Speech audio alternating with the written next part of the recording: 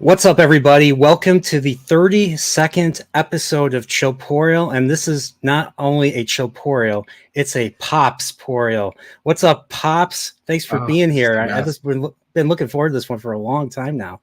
This has been great. I love the intro. I love what you do, the Chillporeals. I love the content you do, and it's been great to get to know you and become closer in our love of nerddom, man. So yeah, let's do it. Let's talk to this wonderful chat, hang out together, and have some fun for a while. Absolutely. And so before, just like Pop said, let's say hello to the chat. So we have Petey York here, my Star Trek brother. We disagree on stuff, but he's an awesome person. Definitely check out his channel, the Writer Brothers. Then we got Anime Night 1992. I saw him on your Howl's Moving Castle stream. Great stream. You guys nailed that one. Makes me want to. I've only seen that movie once, so I actually still have it. I've owned it for years. I still haven't opened it yet, so I gotta watch that one again. So, and we got one of the Dangerous Dempseys, Dempsey himself, the drunken poet. Welcome. That's it. Rock on. And then we got the star of the latest What's Your Story, Jacob Ironside. Your story inspires me, sir. I appreciate you. And we got Mark Clark. What's up, Mark Clark? Member. Thank you for being here. We got Alex Moore says hello, and then we got the wonderful Pops saying hello to everyone in the chat. So yeah, so Pops, you know, I'm not sure how I found you. I found you through a bunch of. You found me. You found. Yeah, I'm curious because I know people like that have talked to you. I know like Mike Pacific Forward Floors had you on. I'm just curious. I'm curious through who I found you. Maybe it was Gray Wakizashi. No, it's probably Salty in them because of the Rings of Power and the Wheel of Time stuff that you guys were doing. Yeah, and it's stuff that I don't know anything about. And sometimes if it's something like that, I will debate whether I should try to do content on it based on being a noob, whether I like what's the new perspective on someone who's never read the book and I don't have a skin in the game, so to speak, right? And it was some of those streams, and I can't tell you exactly which one it was, where you guys were just completely laying waste to all of this stuff.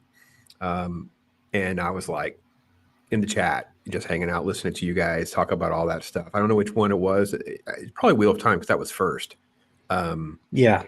And just, I just catch videos here and there. You guys, obviously different thumbnails kind of told me which ones would be more fun to listen to. And I'd be hanging out for 30 minutes, an hour, or whatever, just playing while I'm working on editing or whatever I was doing. And that's how I found you. And we just kind of, we see each other in chat. And then obviously we'd be on a similar stream together. We'd cross paths through people like Gray and other things like that. So that's how I remember. Because I remember some of your milestones for sure. Oh, okay. Yeah.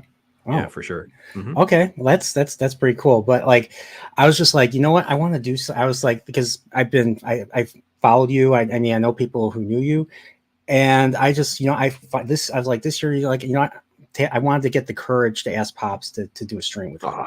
So, folks, if you guys want me on your shows or you want to talk about something, you just hit me up. It's more about when I can fit it in. Yes. And I don't want to do it. This isn't about, you don't have enough subscribers for me, or, no, I don't care about any of that stuff. Actually, I've been trying to figure out the way to correspond. I don't know how to do it because it's almost like radio show scheduling that's in my blood, of bringing in like new YouTubers, do a YouTuber stream where I can bring somebody in who has like 500 or less subscribers. They're new. Bring them in, give them 15 minutes. They can tell their pitch, get to know them briefly, and then just go to the next person. Boom, hit them again. I don't know how to coordinate that yet. I probably need a producer for that episode, but it's more about scheduling because I have the day job responsibilities. Yeah, where I work and where I physically live is two different locations. So when I'm at home on the farm, there is no streaming. So I have limitations on what I can do. So scheduling me and getting that to align is more difficult. And as we were talking about before we started, I do have a law of numbers philosophy of generating a lot of content. So I do keep myself pretty busy. But no, man, this has been great. And I'm so happy that we're able to do this. Yeah, I agree. And by the way, I'm also live on Twitter. So yeah. So hey, Twitter folks all out there. And Ironcaster is my talk hard buddy. So yeah, let's do it. Yeah. So I love so first off, I really appreciate you doing the streams, the Carrie stream for Halloween season. That's great. probably around Christmas. I mean, your input and your takes I thought were great. I mean, the chat loved you. I just got to ask, I'm just curious what inspired, for the sake of this audience here. I know we share several people, but for the sake of this audience, what inspired your "What's Your Story" series, which I had the honor to participate in? Wow. Okay. So we're going to go back quite a bit to probably the middle of the last decade. I ended up with sort of like the pastoral role at my church, my wife and I did, of visiting folks that are in the hospital. We ended up being the hospital pastors, basically, right? And through the process, it was a long process for three people that we were really pretty close to. And there were three passings that were involved, which led to three funerals. And one of the things that really, I was torn up from the fact that I'd gotten to know people and hear stories, hear different things they've done. And then I sit through a funeral that's 20, 30 minutes and not many people talk about it. And I was sort of torn up inside, like, I have a platform that I could do something about with that. And I have a What's Your Story channel, actually. So that was part of why Pops didn't have a lot of content before 2019, because I was splitting my time working on a channel with What's Your Story. The problem is with the What's Your Story content is it doesn't tend to fit a lane real well. I like the fact that I can do whatever I want to do. I talk to an author, talk to a musician, talk to a writer that wants to do something different. So that was how that kind of was built. And that kind of went along. I got back into doing Pops. I was also doing more geopolitical news and social commentary and stuff like that on another channel. And I was co-hosting another show and radio work and stuff like that. So this is what was happening for like 10 years. And when I decided 2 years, it's almost 2 years it'll be 2 years in March, my anniversary, it'll be 2 years of Pops. And I mean that meaning all the rest of it got set aside. I don't have an active gig on the radio. I'm not generating I have websites that I own and I have website content that I do generate, but it's very small relative to the amount of content and time I've spent on Pops. So What's Your Story was sort of out there. And I don't know if you know, oh yeah, you do. You've been on his show a couple times. Ryan Roger Athay and I had gotten to be pretty good friends. And he asked my advice on doing, I think it was when he was going to do reality based, but it may have been prior to that. And he was debating a second channel. And I told him, no, don't do it. He has a perfect kind of niche where he can just do whatever he wants to do, because it was a lot about rising stars and recommendations and things like that. So I told him, look, dude, make a playlist, just put things in a playlist, compartmentalize them, and you'll be fine. I not more than said that to you, man, that I felt like I was pointing my finger, but I had three fingers pointing back at me going, why don't you do that with What's Your Story? And that's how I brought it back to Pops. So I experimented. The first couple are like, there's content that's on the What's Your Story channel and the content that's on the Pops channel. And then the playlist really wasn't quite worked out yet. And so when I went into 2023, I had like a structured plan of guests. I was pre-recording ahead of time and things like that. And it was like trying to get my feet wet again of how I wanted to run the show to showcase people and learn from them. I mean, I'll be honest, it is sort of selfish. I enjoy talking to people and learning things and hearing people's stories. And when I'm inspired, I want to share that with others and things like that. So that's kind of how it's evolved over this whole process, to be honest. And that is kind of my dream. If I had like the magic wand, it would be like watching like a Chris Williamson show where I could just have you on face to face. I'd just go to where you are. We'd sit down across some tables and we would just talk for like the Joe Rogan show for 3 hours or whatever. You know what I mean? So like that would be the dream of how What's Your Story could be for me. I could go on the road and do it, whatever. That would be my dream. And I just love it. I got to be honest, man. I love it. I'd love to try. I'd love to learn how to set something up like that and do something like that too. But yeah, I mean, it's what I call the Chillporeal. Chillporeal is basically, and I'm just going to quote Zach because Zach's pointed it perfectly. It's basically Joe Rogan, but with Star Trek. Mm-hmm. A lot of Star Trek, yeah. So, but before we go any further into stuff, I want to show you. What you've been requesting. So I'm going to present my screen really quickly. I put the link in the chat. Let's see, it's right here. So this is a quote from my 100 sub video. So I got Nerdporeal. and I got my little logo, my Nerdporeal guy. One of these days I got to update him. And then to be Nerdporeal is to be happy. Oh shoot, I misspelled it. Oh, well, I'm gonna have to fix that. Nerdporeal. I want to get this one where it's spelled wrong. I want to get one that's broken. I should hurry up and get over there while we're talking. So if I Oh can my get one, gosh. that's great. How did Welcome to first world YouTuber problems, man. The things that we do wrong. I have to be honest. We do have at least a couple people like Zach's. Because Zach knows you. I think most people that know Zach knows he cares about you. He's one of the few people that will actually message me and go, "Oh, you have a typo," or "By the way, your audio got messed up," or Yeah. something like that. Because a lot of times I'll have stuff out there, and it'll be like a week or two or something, and I'll find it, and I'm like, "No, you people told me that this was broke." I mean, because it just happens. You just have things that go wrong all the time. So, no, man. Trust me. I do the be Nerdporeal all the time. That was a great definition. I love it very much. I thought it was great. So that's why I always hound you about it. So I'm down. I'm gonna get a shirt. I mean, I may cheat and actually try to get one right now we're talking. I'm actually not joking. So I have too many catchphrases that I've created from doing this. Drunk Porial is another one. Drunk Porial is a myth is another one. So I'm thinking of making merch of that. And absolutely. there's I and it's something I do. I shamelessly plug myself. So I say I may or may not have done a retrospective on what you're talking about or something. So yeah, so that's me though. But Zax is here. What's up, Zax?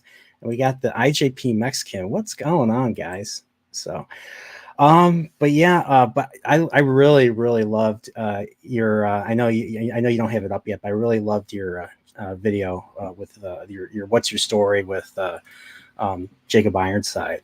I just like how did it? I mean, it just I know like I've only listened to a few of them, but I think I felt like I listened to your other one the other day on my walk. I was basically listening to one where you were just kind of you were venting. You're just talking about you lost a family member and everything, and the thing that really resonated with me was just you're talking about you have to be because you have a family, you have to be strong for your family, and just when it's a good idea, when you need to know when you just need someone to talk to, and that really, like I said, it just really resonated with me, because sometimes if you get a little too personal with certain people, and the thing is it's always shifts, relationships always shift over time.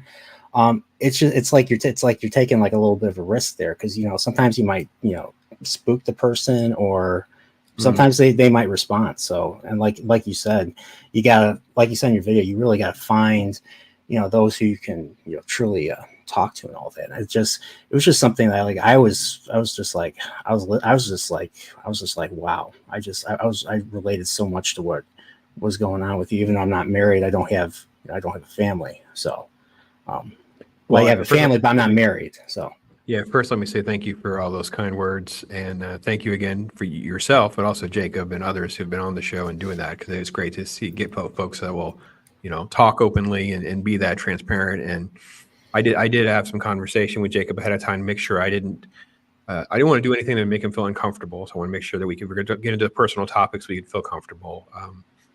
I had to do that video because I put on the pastor hat for folks. If you were to message me and say I need to talk, we talk on the phone or whatever. It's in a vault. Sometimes I'll ask you if I can talk to my wife about it. You know what I mean? Because sometimes it can be something heavy that I even need to talk about.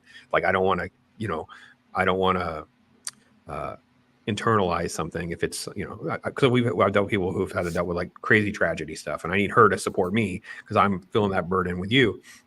But when I was going through all of that, like I said, I'm supposed to be the strong one, and yet, like, what do I do? Like, you know what I mean? And I think there's a problem in our society with how men are kind of closed off from talking about their feelings and being open. And I even had someone in a comment, I think it's on that video. If not, they messaged me privately. It was kind of, go to a therapist or something. It was very derogatory in a way. And I'm like, yeah, that's not the point of the video. The point of the video was to say, there's going to be a season for those kinds, like you said, and there are friendships for seasons, sadly. But I don't know that's totally wrong or unhealthy, because one of the biggest compliments that I get is kind of meant to be an insult. And maybe it's like a holiday visit to a family member or something like that. And they'll just go, "You changed." I'm like, "Yep. And you didn't." I'm like, Yeah. "Okay." I mean, I don't know what to say.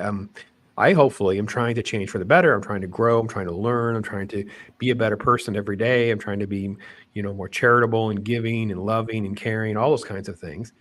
And those conversations that I document through Watch Your Story are an expression of that. I actually do truly care about the people I invite on. It doesn't mean I don't care about people that haven't been on. It just means I'm trying to find the right question or the right, for lack of a better term, angle to have somebody on, or, whether it be just their YouTube journey or whether it be something like Jacob, who want to talk about how much he's already overcome and how positive he still is. It's just, to me, it's and by the way, if you're a member, folks, you have access to that video now. It comes out on Sunday.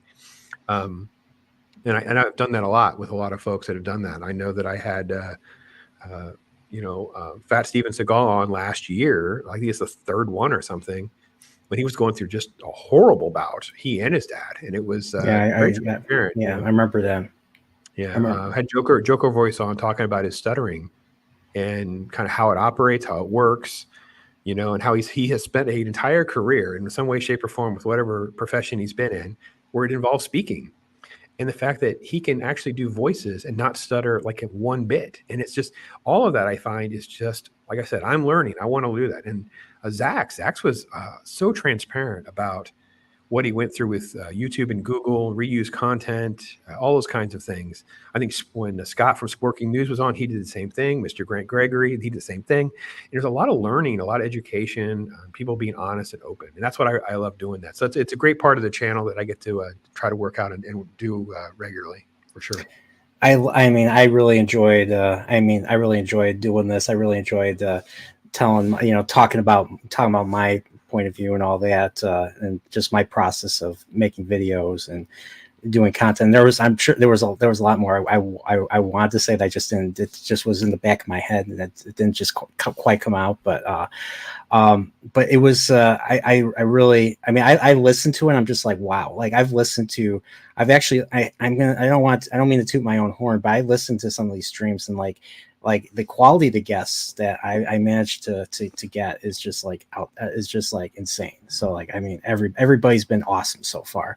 And Pops, once again, I mean, I've been doing my homework last couple of days, listening to your content.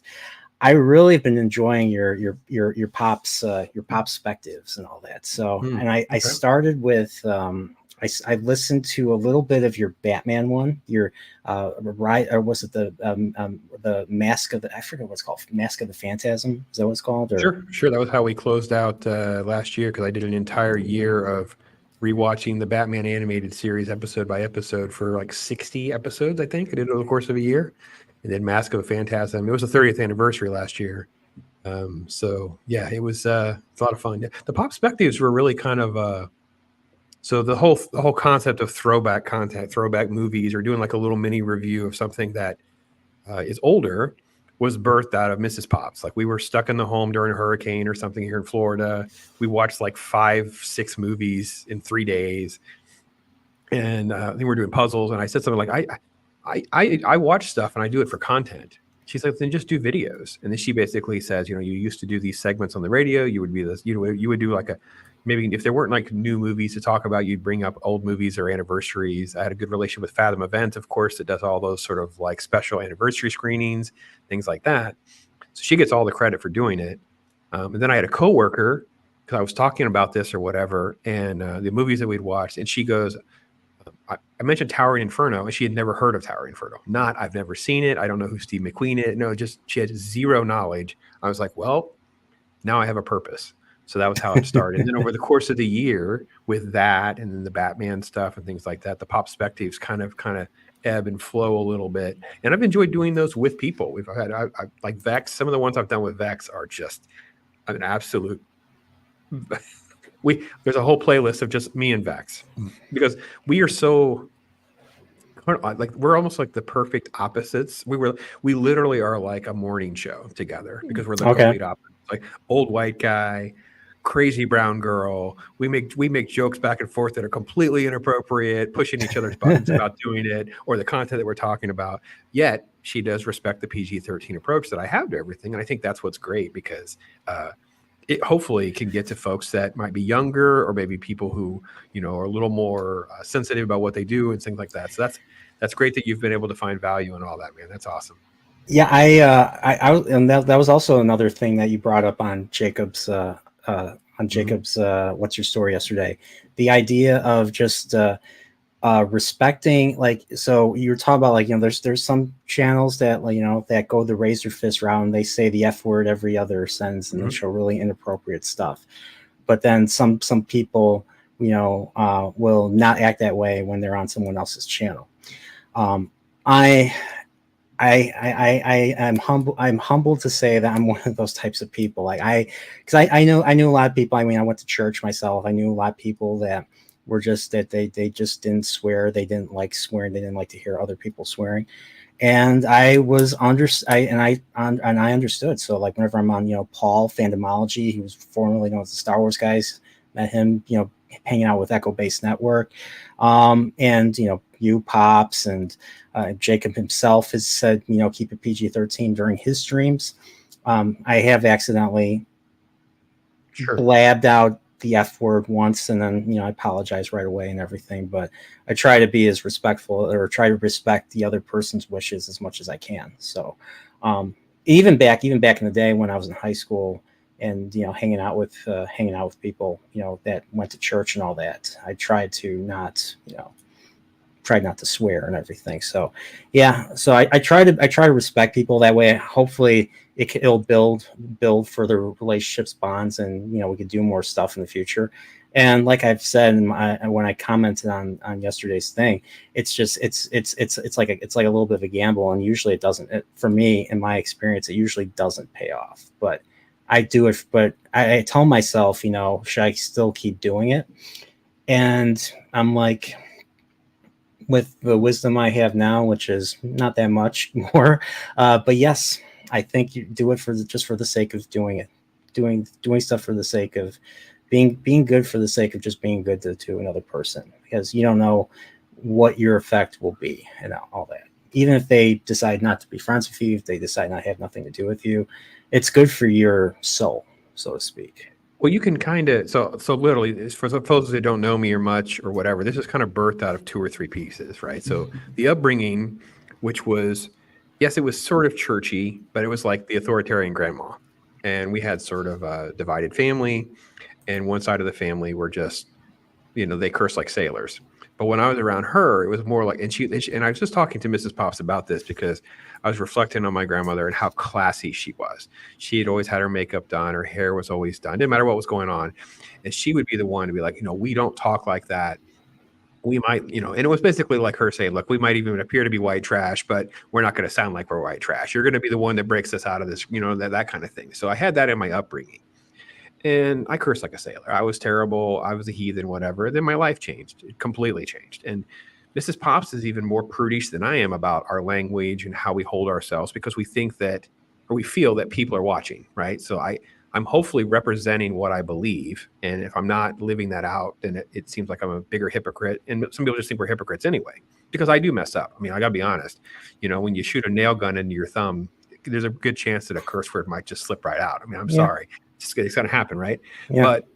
But my bigger focus is to make sure that I feel like I'm focused on my heart being right, which means I'm trying not to be mean and cruel or belittling and using those kind of words that could really hurt someone. And I think that's where some of that language is overused, because I think that it can be inflammatory just for the sake of inflammatory. Now, for the channel, one of the main reasons it's there is because it's good for business, right? I sell the PG-13 thing because I don't want to be a channel that the kids can't have on, right? I want my grandkids to be able to know that Pops could be on the phone. They don't have to worry about, oh, don't watch that video. Oh my gosh. Now, is there a word that gets out? We kind of have a joke with Stone Cold Loki, who co-hosts Talk Hard, because there could be we're getting ready to watch Halo in a few weeks. So you want to see some F-bombs squeak through. It's probably going to be in the next month and a half or so, because that shit made his head pop off last time. but I also told him, I said, look, if it happens, I appreciate you being respectful. And I talk about that in that conversation with Jacob. It means a lot to me that people do try to be respectful of, I won't say the rules, but kind of a guideline. I don't want everybody to stop the whole show and make a big thing about, oh, I'm sorry, I cursed. Okay, just keep going. Just know every now and again in private chat, I'll mention, especially if it's somebody that's not been on with me before, or I forgot to tell them, things like that. But I don't want to make a big deal about it either. But I also want to try to make content that maybe elementary school, but more importantly, like, we were kids that found you talk about your dad's VHS tape bucket and things like that. So maybe that's what this will be for another generation, is people will find crazy YouTubers about what is Tower Inferno. I've never even heard of this movie, and who is this old white guy telling me what Star Wars was like in the theater? And hopefully going to be that type of creator that for those kind of folks. At least that's what happens in my brain anyway. So. Anyway, I want to say hello to Roman of the Empire. I mean, he always does his Thursday stream, so definitely check him out too. Yeah. But yeah, Towering Inferno, huh? Okay, I've seen the movie on TV. I know who's in the movie. I've never actually watched it. It was, I think it's 50 years. Is it 50 years this year or last year? Anyway, so it's like 1974. So yeah, 50 years. Yeah. So it is. It's sort of like the blockbuster before Jaws, right? So they had all these massive big names, and one thing that I think you're going to like about it is when you watch it, you're going to realize all of that are physical. There's no like special effects. They had to go get real fire hydrants. They had to like have these actors, tying themselves to posts while they unleash all of this flood of water, that there'd be flames and things like that with actual stuntmen and things like that. That to me is still the coolest thing when I watch it. And I have a thing for disaster movies. I just love the concept of, this is a blockbuster. Like it doesn't kind of, I don't know. It's always one of those things that always clicked for me. Like I remember being a kid. I'm like, really? That's a good movie? And I'm like, it's okay. And I got a question for you. OJ Simpson's in it. OJ Simpson's in it. How can you not want to check it out at least once? Yeah. There you go. And this was before he went in Naked Gun. Naked Gun. Yes. Yeah. He gets shot. My hands and and then he leans on the paint. Yep. Paint. Oh no. We watched that, and we watched the same people that made Airplane made that. Mm-hmm. So you get a lot of that. The Zucker brothers. The Zucker brothers. So, oh my gosh, what is that? I don't know. It's a movie with people with actors in it, but that's not important right now. Okay, I can never get that. I can never get that joke right. Like hospital, what's that? My favorite Naked Gun is the whole when he's out. There's nothing to see here. There's nothing to see here, and everything's exploding in the background. No, it's okay. Everything's fine. That's my favorite part. And then you had Ricardo Montalban. You had Ricardo Montalban's the villain, and he falls off of like the grandstand, and then he gets smashed by like the parade. Like he's getting run over by I forget what you call that vehicle that flans you or something. He literally gets flanned and all that. So it's such a cartoon, but because that people like that because it's supposed to be funny. It's not, Well, that level of parody was so over the top with Police Squad back in the day. They were like, so when they would have a shootout on Police Squad, sometimes there would be, they cut to the one guy shooting, then the police is shooting, and then they'll pull the camera back on a shot, and you realize they're on opposite sides of the same car, and they're just doing back and forth. So it was like that type of gag and stuff like that is built into their brand, and that's what they got racy when they did like Kentucky Fried Movie, and there's tons of these movies. There's tons of those kinds of things. They had a good run. They were a big deal back when we were younger. Okay, sure. I still have not seen Kentucky Fried Movie. That's crazy. You're gonna love this zany movie within a movie. The martial arts spoof in the movie has a movie. It's like, what is happening? It's nuts. What's happening? It's crazy. Okay. I another Popspective I did watch yesterday. That I recently rewatched and actually really enjoyed it. The second or third time was Red Dawn. And you got some pretty good views right here. 800. Yeah, that's been a very surprising an interaction there. I've tried to be a little more conscious about revisiting how I word things and try to really engage people as they're commenting and embracing their memories and interactions, things like that. And for some reason, Red Dawn really hit a nerve, and a lot of people have responded and things like that. So. Yeah, that's a fun one. It was a fun one to rewatch. I have to be honest. I had not watched it in a long time. I think I probably watched it I don't know, maybe 5 to 8 years ago or something like that. Yeah, somebody It, actually took a comparison because I hate to bring up world events right now, but sure. that attack, that Israel, that Hamas attack Yes. and all Middle that. Eastern situation. Yeah, Yeah. and that was at a concert, and you see them, Hmm. paratrooping in. Somebody put a picture of that side by side with the beginning of Red Dawn, where Yeah. the Soviets and the South Yep. Americans and the Cubans are parachuting down, landing, and all that. And that I got chills when I saw that because I mean I remember the beginning. I mean after rewatching the beginning of the movie, seeing the teacher get shot and all the kids are trying to Hmm. get the kids are getting It was shocking. hitting the deck, in the classroom. That is terrifying. I mean, that's terrifying. Then they're trying to flee, and there's a guy running, and he gets captured or shot. I don't remember what Yeah. happened. Both. There's two different ones. Yeah. Yeah. There's And then it's yeah.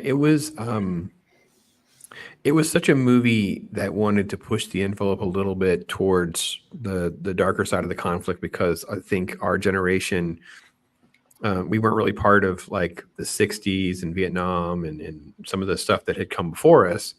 And even though there was a Cold War, it's just that it was a Cold War. It's more like geopolitical type stuff. So the movie was to try to, for lack of a better term, it was some propaganda. It was sort of kind of like a little bit of a scare tactic for our generation to like, hey, listen, this could become more of a physical threat. And the movie did a great job of, I think, getting through to us in that way. And they brought in like a lot of kids that were really great actors to really play like very, very emotional roles. I mean, I got to be honest, Charlie Sheen is really great in this movie. yeah, and C. Leah Thomas Thompson has some Howell good turns into, moments. if I remember correctly, C. Thomas Howell turns into like almost a psycho. Crazy person, man. Yeah, Yeah, it's like total PTSD, man. It's some good stuff. Yeah, it's yeah, good stuff. It's a fun movie. and yeah, and I remember the hardest part of that movie. I mean, well, there was several actually. What am I talking about?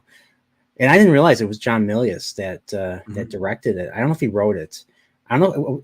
Do you know I if that don't. was that adapted from like a book, or was that just something that a scriptwriter came up with? Just like, oh, what if the Soviet what if the power shifted and the Soviets decided to invade the United States or invade the West and all that? No, yeah, he co-wrote it with Kevin Reynolds, who probably did a lot more of some of the writing. So yeah, that was like, oh man, that's the second script by Kevin Reynolds. Kevin Reynolds did Robin Hood, Prince of Thieves, and Waterworld, and Count of Monte Cristo, and some stuff that got made. I actually know him pretty well because he did a Christian movie called Risen, which is actually one of the few Christian movies that I kind of like highly recommend. There's not very many that I highly recommend. I usually have it. It's a good movie. And they don't tend to get great, but they tend to get pretty good. Okay, I got to Um, ask you, how yep. would you define a Christian movie? Like would you say like a movie like King of Kings with Jeffrey Hunter, about Christ? Um, Would you consider that a Christian movie, or would you say that's Probably, yeah. I would need it. Yeah. So I mean, I think it's the same thing I do with the Christmas movie thing. Like there are movies that are Christian for the sake of being Christian. It's like Passion of the Christ. I think it's very very biblical in nature. Obviously, the OG epics like Ten Commandments and things like that. And Risen is like that. Risen is literally like life of Christ kind of things. Then I think there are movies that tend to have faith is a big backstory, or it's a biopic. Biopics tend to be my favorite of those type of movies where they want to talk about faith being very important to that individual or their life's journey. So there's a sportsman called Woodlawn, which deals with Tony Nathan. There's a couple, Priceless deals with human trafficking. It's before Sound of Freedom was done. There was one called Priceless.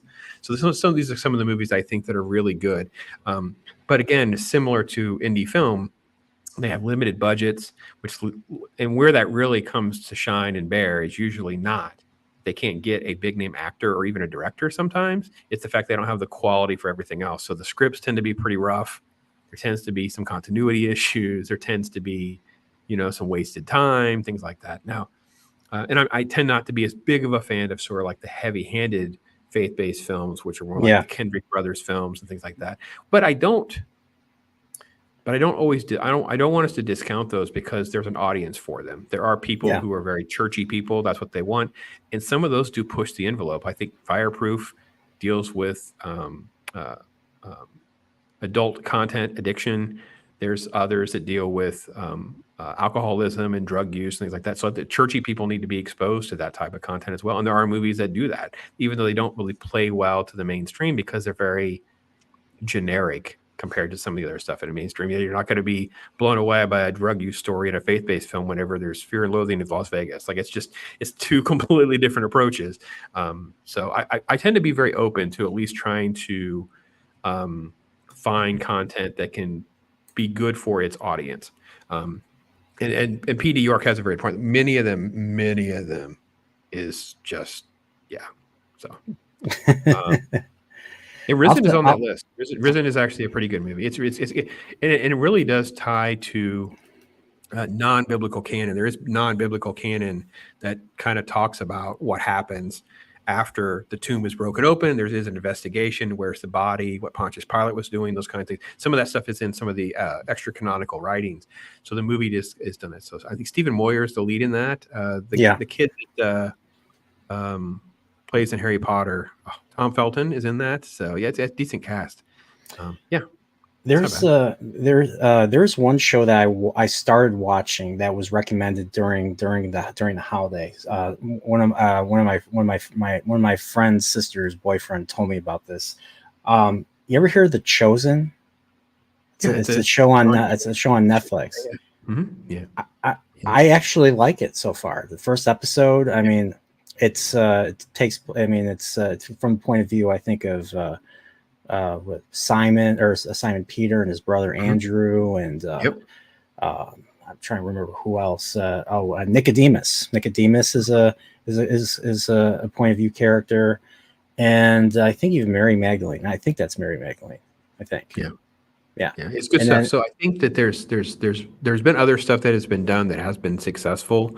I think Chosen is pretty well produced to have a good eye on how to relate to non-believing people, because I think you can do it in that way, and that's very much in the vein of something that I wrote something like that too. I wanted to write a book and do something on just the 12, where you didn't actually focus on that, you focused more on the other characters, and just because I think one of the things that's fascinating about those individuals is the sort of like incredible, inspiring, like life choices, like the people that are willing to die for their beliefs, and people that walk away from maybe a commercial job and lifestyle and things like that. Heaven is for real. There's 90 Minutes in Heaven. Yeah, 90 Minutes in Heaven. Those are like biographies. And the thing too, Nerdporeal, is whenever I review some of these movies, even God's Not Dead, which is very cringy.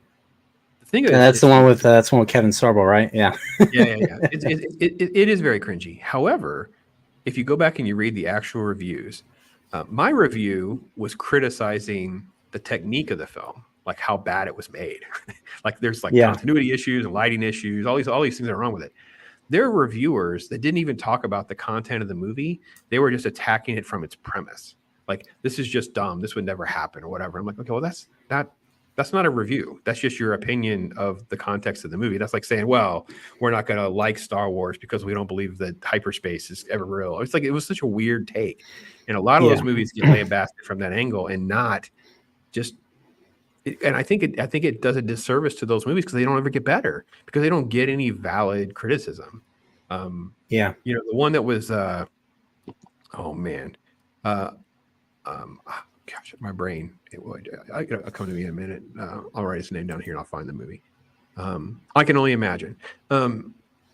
They just didn't cast a younger version of the character. So it was so distracting in the flashback sequences that you have this dude who looks like he needs to shave, and he's supposed to be like 18 years old. He was fine for the rest of the movie. And Dennis Quaid's performance was fantastic in the movie.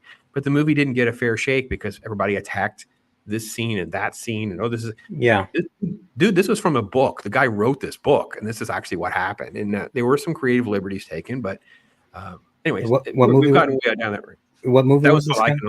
That one's called I Can Only Imagine. I Can Only Imagine. So I'm writing all this down. Yeah, it's based on the lead singer of Mercy Me. It's a Christian band. They have a famous song called I Can Only Imagine. And his name was Bart Millard. He had a very abusive upbringing. And then it's like trying to come to grips with his beliefs and what he wants to do, and then falling backwards into this song of him recording it. They sold the rights to the song to someone else, and the other person was like, "You need to do this song." and it changed their whole life, changed their career and all that. And they do creative liberties with the end of it. And that's where I was critical of it, because I'm like, well, that's not exactly how this played out. They didn't need to change it.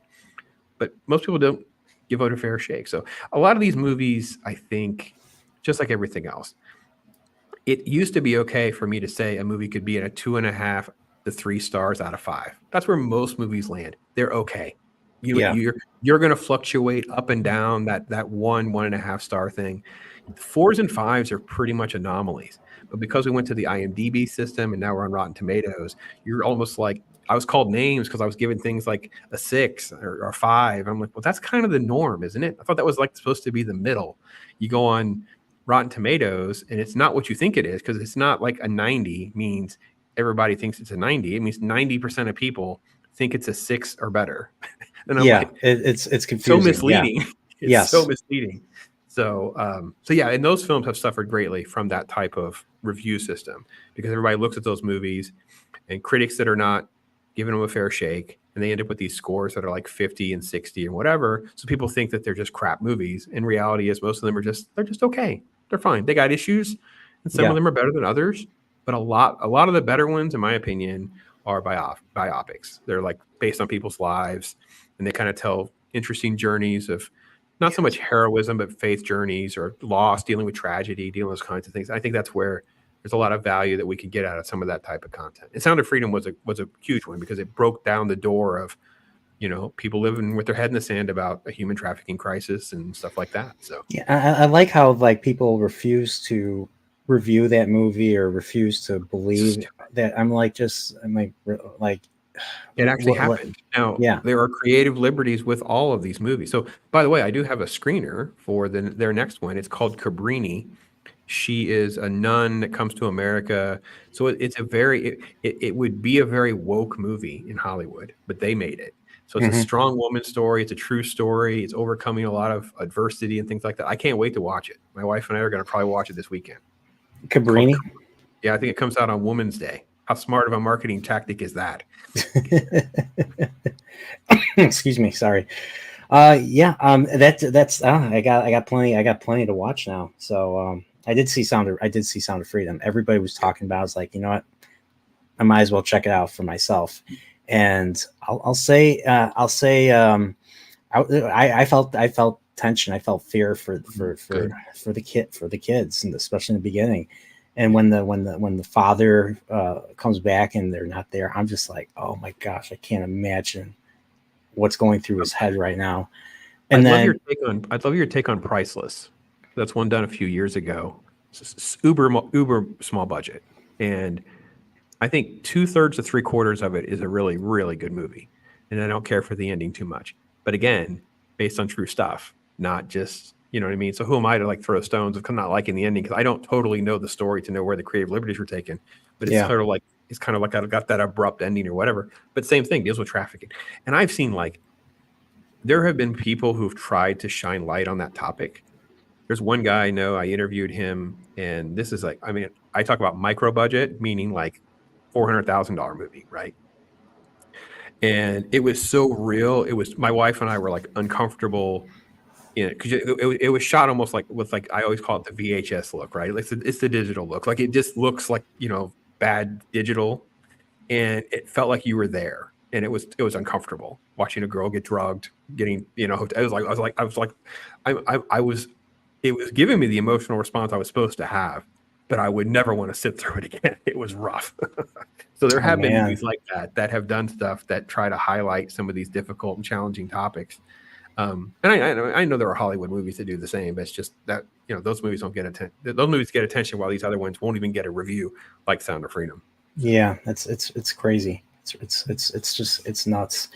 But thanks for sharing all that. I going back to like 80s stuff, going back to like, talked about Red Dawn for a little bit. Did you see did you see the remake? They made a remake over 10 years ago. Yeah, Chris Hemsworth was in it. I remember watching it once. It was very meh about it. And the biggest thing for me that didn't work for it, if I remember correctly, it was just not believable that they would be the ones to invade us. I forget 2012 films. 2012. North Korea, Hemsworth. was it North Korea or something? Yeah, it's like North Korea. It's like, okay, so again, I was a writer at the time covering geopolitical news, almost as like that was my side hustle. So I was very well aware of how little technological advances in North Korea there are. They do the missile thing. That's kind of like that's their thing. That's their publicity stunt that they do. There Yeah. was no army. They don't have the money or the capacity to do what was portrayed in the movie. Red Dawn was more, I think the original Red Dawn played on our fears rather than us having geopolitical knowledge that this could happen. And things were different in the 80s versus 2012. So I've never watched it again. I'm never going to watch it again. I mean, it's going to be one of those unless you get like Loki or Ironcaster to strong arm me into making me do it. I have no desire to do that again. Yeah, I'm seeing all these remakes. I'm just like, I don't care. I just don't care about this. And they just announced a remake of Roadhouse. Now, I still have not seen the original Roadhouse. Yeah, I know. I'll fix that. I'll write that down right now. Roadhouse with Patrick Swayze. But apparently, Jake Patrick Gyllenhaal Swayze is like the bohunky from that. Jake Gyllenhaal is going to do it, and I'm just like, I don't want to watch the original one again. It's not for me. It's just not my movie, which is fine. I didn't like it then. And it's not that I don't like it. I get it. To me, it's that 2.5 star. It's just an okay thing, and then you're up and down basically on some of your taste. Kind of moves that number around a little bit for me. But there's no original ideas, my friend. It became an issue for me when I watched how quickly the YA stuff got adapted. So if you remember, like from Twilight to Hunger Games to Divergent, yeah, and there's other things in there that we forget about. Watching how fast they would just rape and pillage through content and books and things like that, I was like, okay, they don't have ideas. And then as I've gotten more into like film history and things like that, I do realize there's a lot more to that was actually happening all along. We just didn't know. So it's in there. It's just that there are good people at it and not people. So yeah, that was him. That I know. Oh shoot, Conor. That was Conor McGregor. No wonder why he sounded familiar. Oh my gosh. Oh my god. Oh my gosh, this movie sounds stupid now. I mean, no offense to Conor McGregor, but why is he the bad guy in that movie? I thought he was fighting for Ireland right now. Sorry, yeah, that would work. I would. So look, if Twist pops his arm, I have to make a Roadhouse remake. Getting Conor McGregor to play my antagonist works because the audience gets it. I don't think he's as tall as I'd wanted. I'd want those hulky figures, but I think it works because the audience will get. They're going to get Conor McGregor fans to go to see this stupid movie, and if it gets their girls to go with them, yeah, that's a good marketing gimmick. Yeah, it's not going to be a good movie, but it's a good marketing gimmick. Yeah, I mean, while he's doing that, he's saving Ireland. He's gonna try and be the next leader of Ireland or something. So maybe he'll be in another Red Dawn movie. Yeah. Another Red Dawn 3, Putin's Revenge. Oh wait, okay, that was down with the IRA. All right, I want to say hi to Jonathan Hancock. I think it's my first time seeing you on my streams. Welcome, sir. Welcome. Hey, brother. So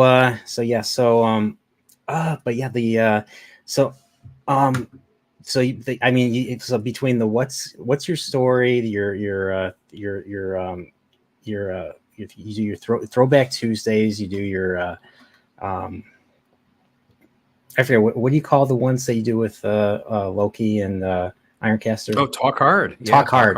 Yeah, sorry. That's our Pump Up the Volume reference. We did. We met during Halo. That's a whole backstory in and of itself of us coming together and enjoying each other's company. And as Halo was wrapping up, it's like, I really would kind of like you guys to do this if you're open to it. They were both like, absolutely.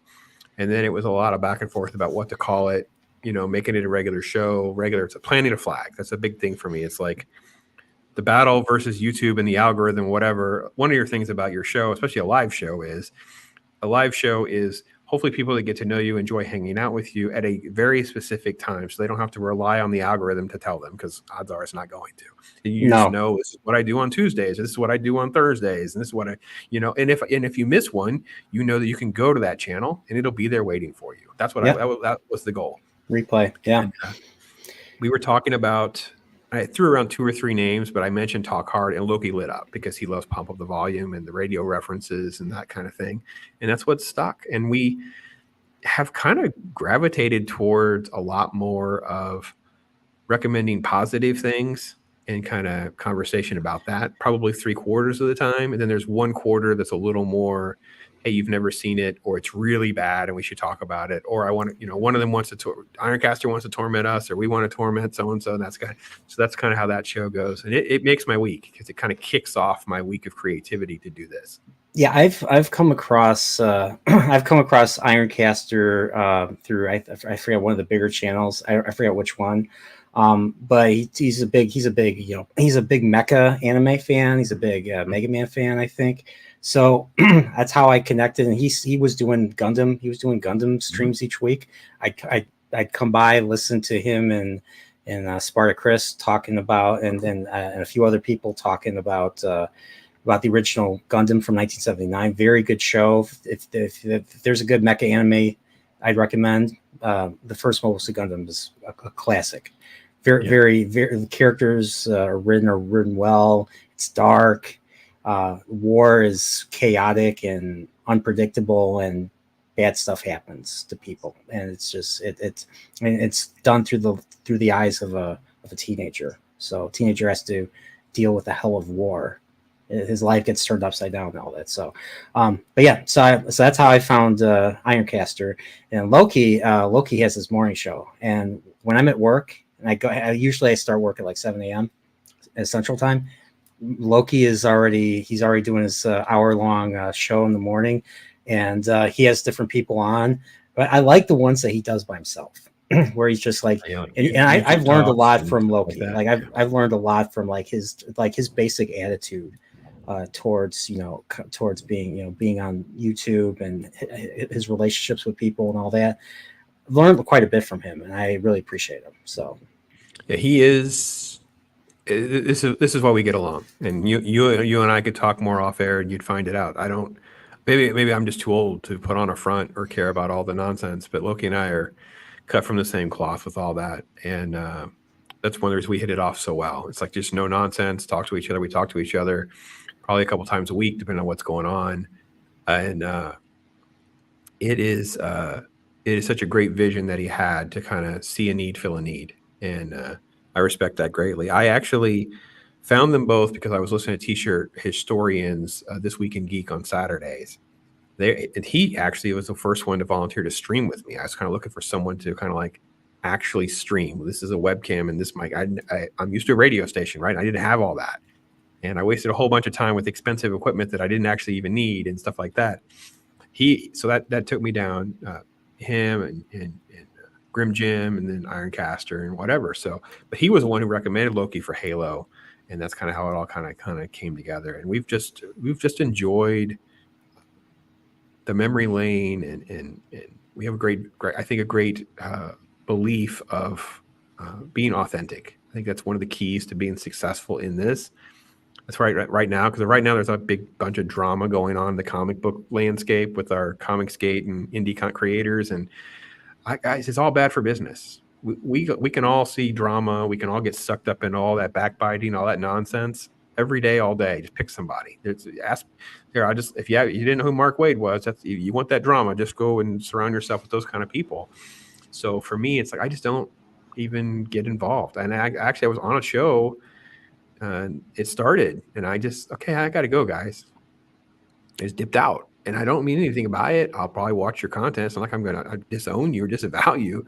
It's just I have stuff to do. I have things that I got to do. I got a better focus on trying to express myself through things I love and enjoy, or tell people, explain to people why certain things are crap, or document why something is good or bad. Those kinds of things. That's way more interesting than nitpicking over our disagreements or nonsense. I don't have any patience for that. So. I agree, and it brings more people in front, especially that might disagree on certain things. So I'm all for building relationships. I'm all for I like that. I like doing that positive thing. It's good for you. It's good for your mental health too. Like, I don't know how some of these guys like cover all this consistently bad stuff, and just provide all this negative content and all that. It's just, I mean, I know it gets a lot of people, up in arms. You get you get engagement because of that. I like to be passionate about what I'm talking about, or I like to I like to talk about. I mean, I want to talk about things that make me happy. I don't want to even give my time to something that is not worth of your time, because time is more valuable than money. Yeah, Time you don't get back whatsoever. That once that's gone, it's gone. The drama is good for business, right? It's the newspaper phrase is, if it bleeds, it reads. I've written news for years, decades now. It's actually crazy. My wife was pointing out, it was like 2003, and it's like, yeah, that's true. Cause people will say, oh, there's no good stories. No one's telling all these happy. Trust me, I've published my fair share, and when you're doing, I used to joke with my friend about it. I was covering the BBC Sherlock, and every single story I could basically just copy and paste almost exactly the same thing I wrote yesterday, with just a little nuance here and there, and get 3, 4, 5,000 views within an hour or so. And next thing you know, I write a good story that no one else has talked about, like 20. No one cares. There's no one looking for it. There's no one engaging it. And it's like, oh, that feels good. And they move on. And I think it's that our little lizard brains, right? Because I heard this analogy recently. Like if we're having this conversation and then suddenly you hear people talking outside, and it's fine. You just kind of tune it out. There's people talking outside. Okay. There's people. But next thing you know, if you start hearing screaming, maybe a curse word or whatever, next thing you know, we're like, we got to go check out what's going on over there. Yeah. Our lizard brains work. So the media know this. The media know that the division and all that. And I had a CNN. Okay. Well, I don't know if I ever said this or not, but I'll say it. I had a CNN producer told us that the other producer came in the room and told them that they need to get back on the former president because it was good for ratings. They changed what they were covering, and I was like, okay, it's way worse than I thought it was. And that was in 2015, before it was really settled on what was going on and things like that. So it runs deep and wide of the business, the clickbaits, the manipulation, all that, because that's what sells. I have no problem being dramatic or trying to get into. I mean, I watch part of the brand, right? The Pops brand is I'll watch it so you don't have to, right? So I do Echo. Hopefully you can laugh once or twice at me talking you through how bad Echo is, rather than. How'd you get through Echo? I'm just like it must have felt like walking on coals. Even coals are preferable to watching Echo, especially how good Netflix's Daredevil was. All 3 seasons. The saving grace. Okay, so they all have different levels of pain. Loki was probably the most painful because it was the destruction of this key villain. It was the destruction of 20 movies. It was the changing. I mean, radically dismiss it. It was really right. I've told my wife not to ever watch it because she thought Loki and Tim Hiddleston was her favorite character. When you get to She-Hulk, I was actually angry. And I was constantly in battles, even with other YouTubers, telling me how I don't know anything about comic books. And if I read John Byrne's She-Hulk, I would understand that she's always been a sexy. And I'm like, these people don't understand how anything works. They didn't actually read it. They've seen a cartoon or they've read one comic book. By the time you get to Echo, she doesn't even resemble the character in the comic book. Actually, I've been trying to toy with a video, and I don't really write out extensive scripts, but I almost feel like I'd have to write a script for this to really try to explain to people why Echo doesn't bother me, because it's just Disney doing a woman dirty. It's not even the character in the comic book, not even like a little bit of the character. When she's introduced, she's like a love interest for Matt Murdock. She's pretty, she's interesting. She doesn't know he's Daredevil. And then whenever it kind of comes together, that's part of her figuring out that Kingpin's kind of the dirty one of this, not Daredevil. Then later, when it gets all Indian and girl power, whatever, she still has her like mimic skills in the show, when it's like magic power hands and alien Indians and all. It's so retarded. It's not even the same character, so it doesn't. It's just nuts. I was watching one of your stream about that. Now I'm going to need you to educate me on this. How were you able to tell by just because the video I saw was the one where they're showing the black and white Native American. I don't know if it was supposed to be footage or something. And you said they looked like like actors out of an amusement park. So I'm curious how you kind of spot that. Was it just for me, the one thing is that they don't even appear to have any, and this is multiples of their shows. This is why Disney is it's just criminal what they're doing for content, because there's not even an effort for any authenticity. If you compare the look of that flashback sequence with the Westerns and things like that to what the Sheridan verse is with like 1883 and 1923 and even the Bass Reeves show, you see an effort to at least have some authentic elements, people being dirty, it being gritty, whatever. In that flashback sequence, she looks like they just grabbed some young Indian girl at a mall, put her in an outfit, and just act out a few scenes. It's so cheesy. I feel like I think I have a cutaway to like a character at a Disney park playing Pocahontas, because it was that cheesy. It's so badly done. Yeah, that's how my brain works, my friend. I tell you, I look at something, and half the time, again, I'm not the screamer, I'm not the ass, but half the time when you're seeing me and I'm just like this, it's like my brain is literally the landmine to the face meme that I'll use on my channel, and it's like, oh my god, this is so terrible and so dumb or whatever.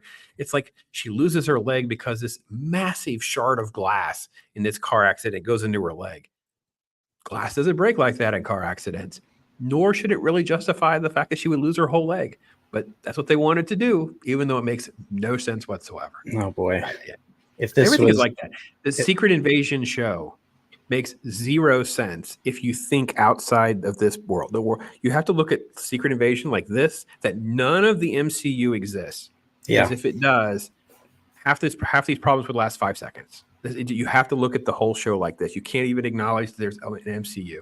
So that's what happens in my brain sometimes when I'm watching a show like this. Like one phone call. This was what happened in a comic book.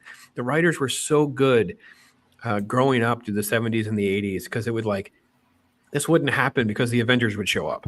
This wouldn't happen because the X-Men would show up. This wouldn't happen because this is Spider-Man's turf. What are you doing? So he would have to talk to Daredevil and whatever. It's like stuff like that. And you watch these shows and they're just like, they don't even acknowledge any of this stuff is happening. No, I guess the budget just wasn't there. But I have not watched a single Marvel Disney Plus show at all. You're better for it. I watch it so you don't have to. Thank you.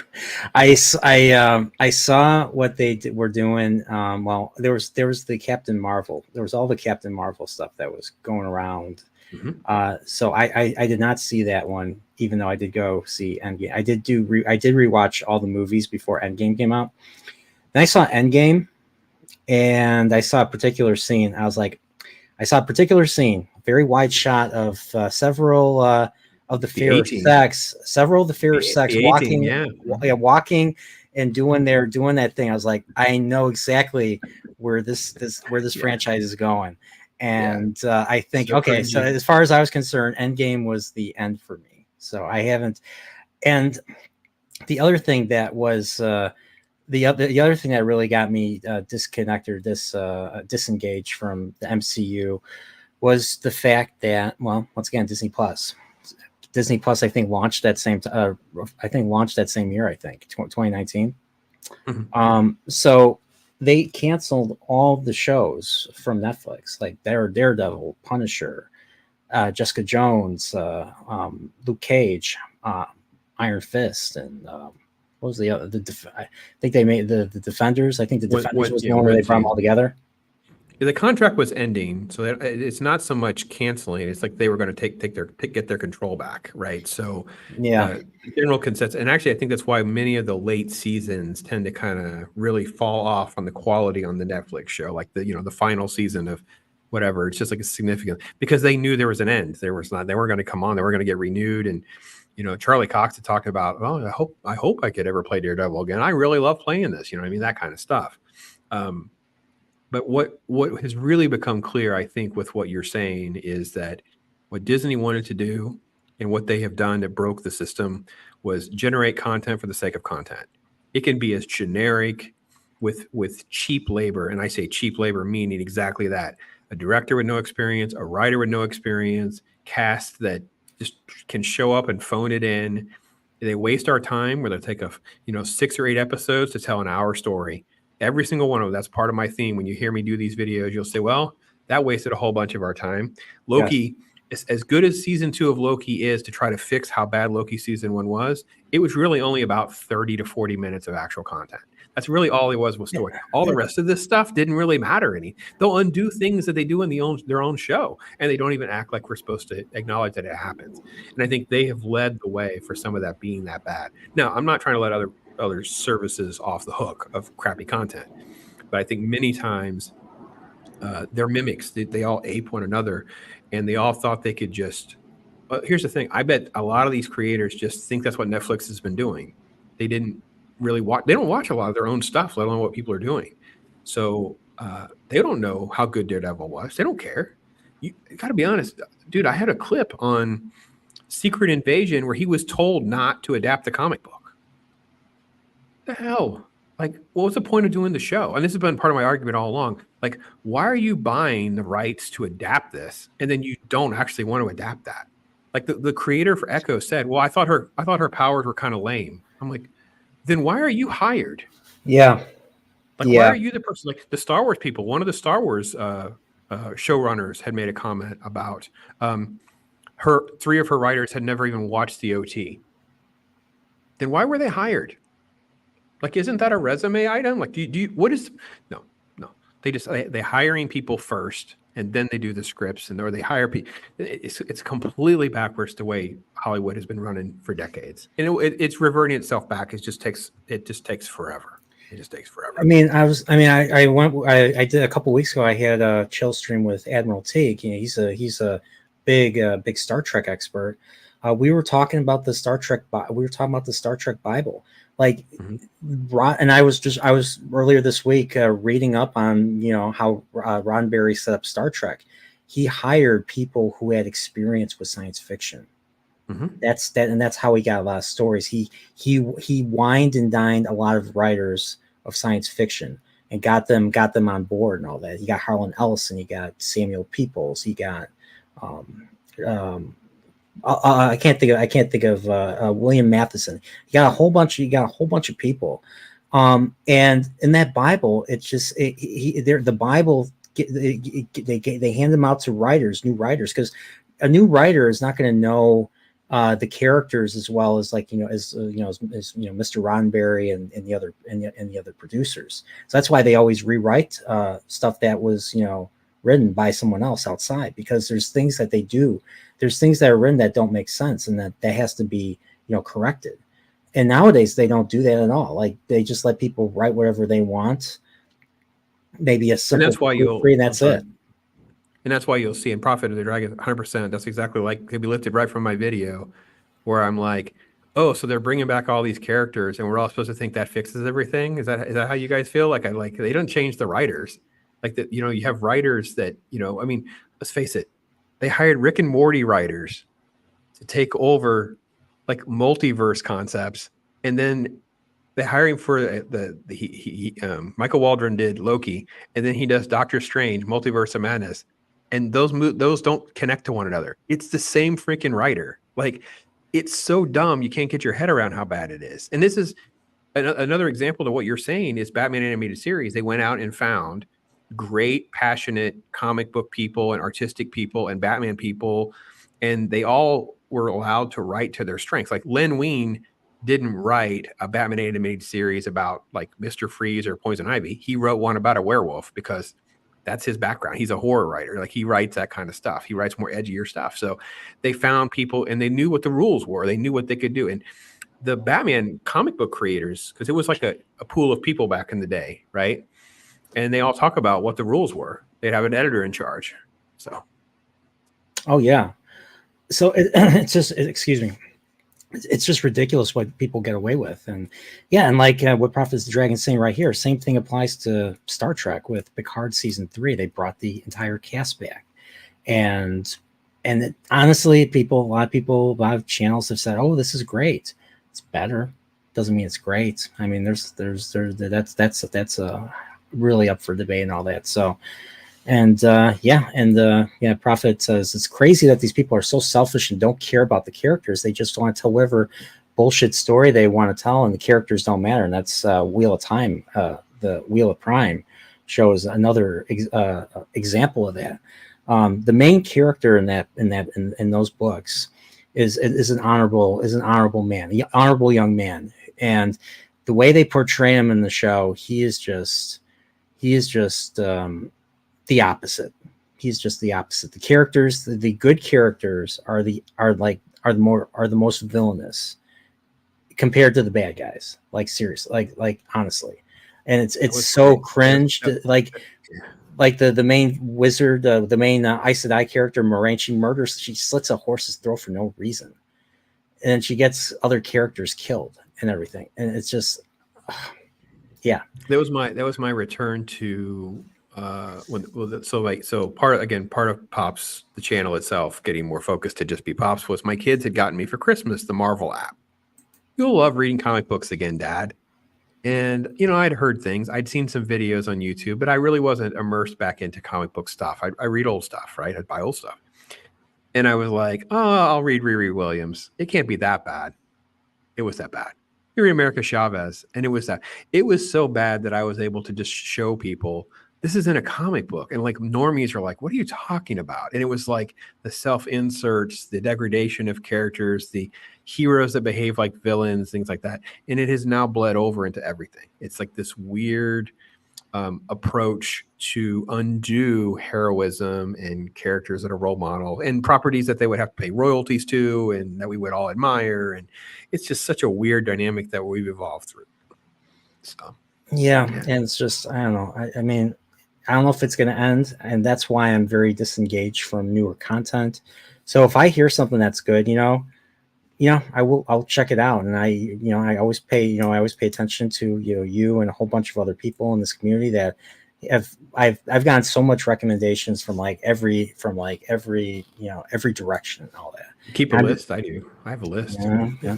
I'm writing stuff down now as we speak. So you suffered through Reacher, and I say that because it was good. It was just, it had a terrible ending. I think it went a little flat for me. But I'm glad that you watched it. And your comments were very well. I mean, I don't disagree with them. There were several times where I would talk about some of the shortcomings of the show. But I have to be honest. I thought with season 2. Well, let me say this about Reacher. I thought season 1 was a great introduction to Reacher, especially if you don't read the books. You have no idea who he is. Yeah. It's just like this great sort of investigative type story arc. I'm like, cool, small town, big fish in a small town, really kind of cool, fun little story. Good to go. I thought with Reacher 2, it was like very quickly going to be Mission Impossible, backstory, team stuff, global threat. Yeah. And then it didn't really tie back together. There's filler stuff that was done well, like it moves story along, but people don't get hurt. People aren't getting shot. It's like, I was getting irritated repeatedly, like, okay, why couldn't we have had like 1 or 2 injuries to our team? Like, it doesn't make any sense. Well, I mean, there were injuries. It was just, well, at the very end, we finally get around to hurting people seriously, right? Yeah. I mean, I think it took a long time before, but there was that scene in the flashback where they go guns blazing in on military who are smuggling, and nobody on the team gets hurt. Nobody. I'm like, okay, this is ridiculous, because there's a whole bunch of extra players that could have gotten injured. Is everybody okay? You could have had, no, Martin's down. Oh man, I got it. That would not have changed the story. It would have made it more believable. The fact that they could get a jump. I mean, it was just, I can't stand that. And then the finale issue, which, you're very valid. I mean, I really had a hard time with the gurney. I didn't point those things out of I should have pointed those out of my video. The problem is I get going, and then I realize it's been 10 minutes. I should just stop talking. And I'm like, but if I try to rewatch it, I'm going to be like, I can't do the gurney scene. I just can't freaking handle the gurney scene. I mean, I did get a kick out of that. I thought it was funny. The gurney scene reminded me, and I'll tell everyone this: if you've seen The Hobbit, the first Hobbit movie, they're cornered by the cliff. The wargs and the orcs are cornered. The trees falling, and some of the dwarves are going into free fall, and Gandalf leans in and Or the catches them staff. with his staff, and he's holding them What's like happening? this. I know. And I'm like, oh my gosh, what? That's what I was thinking when Yeah, that was a I was good, seeing Reacher good with reference. one arm Holding grab a an gurney adult woman with with an a adult gurney on woman it, on it. So that's and it doesn't separate his shoulder. like how heavy is a It, it, gurney? Like 40 pounds or something? Oh, it's got to be 50, heavier than that. Plus, she's 50 on it. You're looking at 150 to to 200 200 pounds pounds easily, easily. right? He's So, holding with one and he's getting arm. beaten the whole time. Yeah, So, like I'm just like kick him, like knock him off. You're the bad guys. Be bad. Bad guys be bad. I So actually thought it would have been. I literally was waiting for his shoulder to separate. He switches arms. His shoulder separates. He somehow switches arms. So then when he stands back up again, he has to put his shoulder back into place. We got none of that kind of stuff. okay, Yeah, a little spoiler warning, I all right. guess. But We'll shut up. We'll shut up about I this. don't think we've really ruined anything for you, Jonathan. I'll be honest. Yeah, It's more like just stuff that's happening that we're kind of whining about or whatever. It's not really the plot driven stuff. But look, here's the thing with Reacher 2. It's completely different. It's about team dynamics. It's about understanding his past in a different lens, why certain people will be important. And I did like at the end the fact that it creates contradiction of how everyone else leads their life versus this guy. He's a completely different kind of breed of human. They have conversations about that in both a positive and a negative way. And then they did a great job. And this is very rare. Maybe I don't know if you thought this way or not. They set it up so all the characters could come back, but it wouldn't be a contrived way. Like it seems like they purposely know they're going to have more seasons to come, right? yeah, So yes, so and so is going to go back and have their job and their life, but they could easily walk back into Reacher's life, things like that. Whereas other shows have to come up with these like ludicrous things sometimes to why a character will show up. Yeah, so yeah. it ended up not being nearly as good of a season as I felt like it was cruising along to be, but it wasn't the worst show in the world, that's for sure. No, not by any means. I loved. I don't know. I liked Herc. I forget the character's Oh, name. right. Russo had a Russo great from The episode. Wire. Yeah. And what's the funny thing was, well, okay, I can't spoil it, but I really enjoyed the him being in it, like all that. Very different from his character in The Wire. I'll say that. Yeah, you kind of know what's going to probably happen, but it still felt like it had a really good emotional oomph. Yeah, I had a great comment from Bobby. Bobby Wold is in my chat, a lot of comments, and he had a great comment. Like you took a secondary character and you gave him a story arc, and it had yeah, meaning and importance in an episode otherwise was filler for many of these other characters. Like they needed to move from point A to point B, which they did.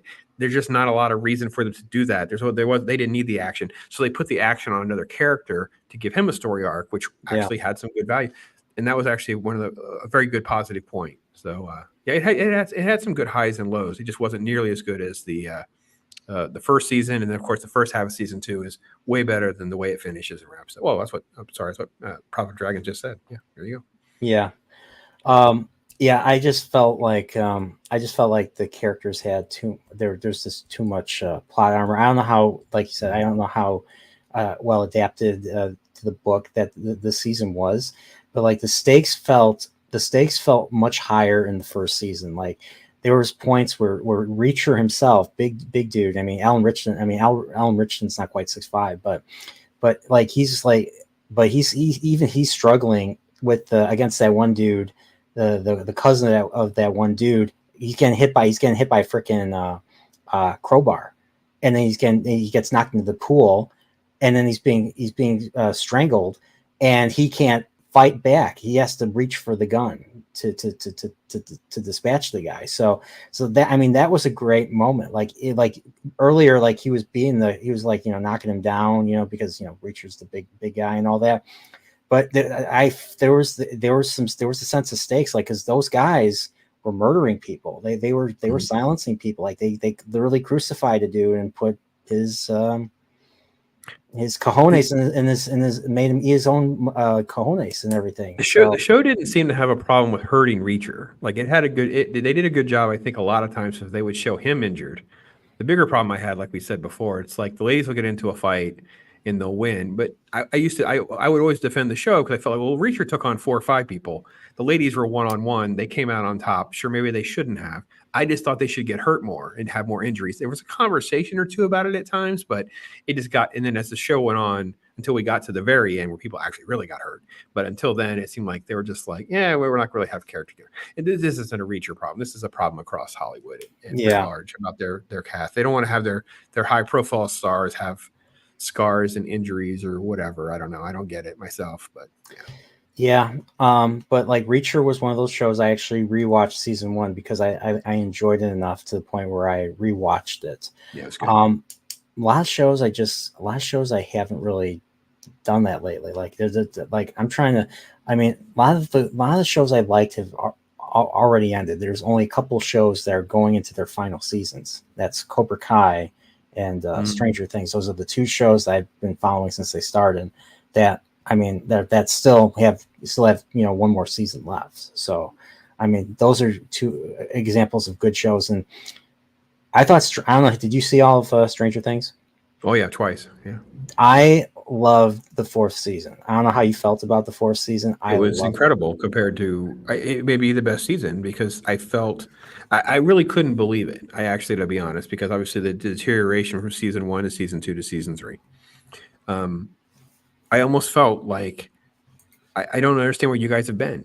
Like, I don't believe that you had this worked out all along. So you're not going to sell me on that. I don't believe you. Season 2 and 3 were just there's too much of a fall off.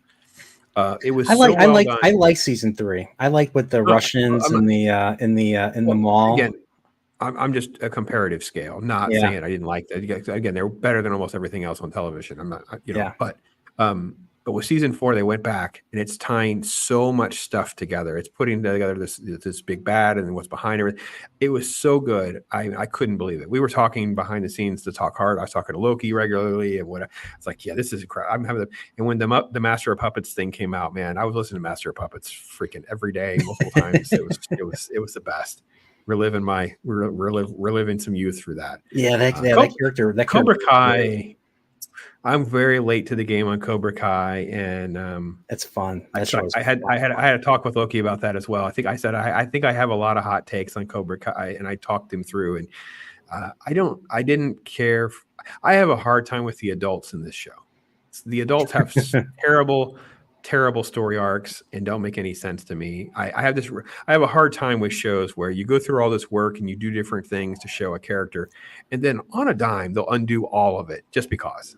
It's like such a weird. It's like the reverse of plot armor. It's like this. It's like a plot explosion goes off, and we have to completely undo everything we just did. And I don't understand why we do that. One of the examples is I think it is Danny's wife.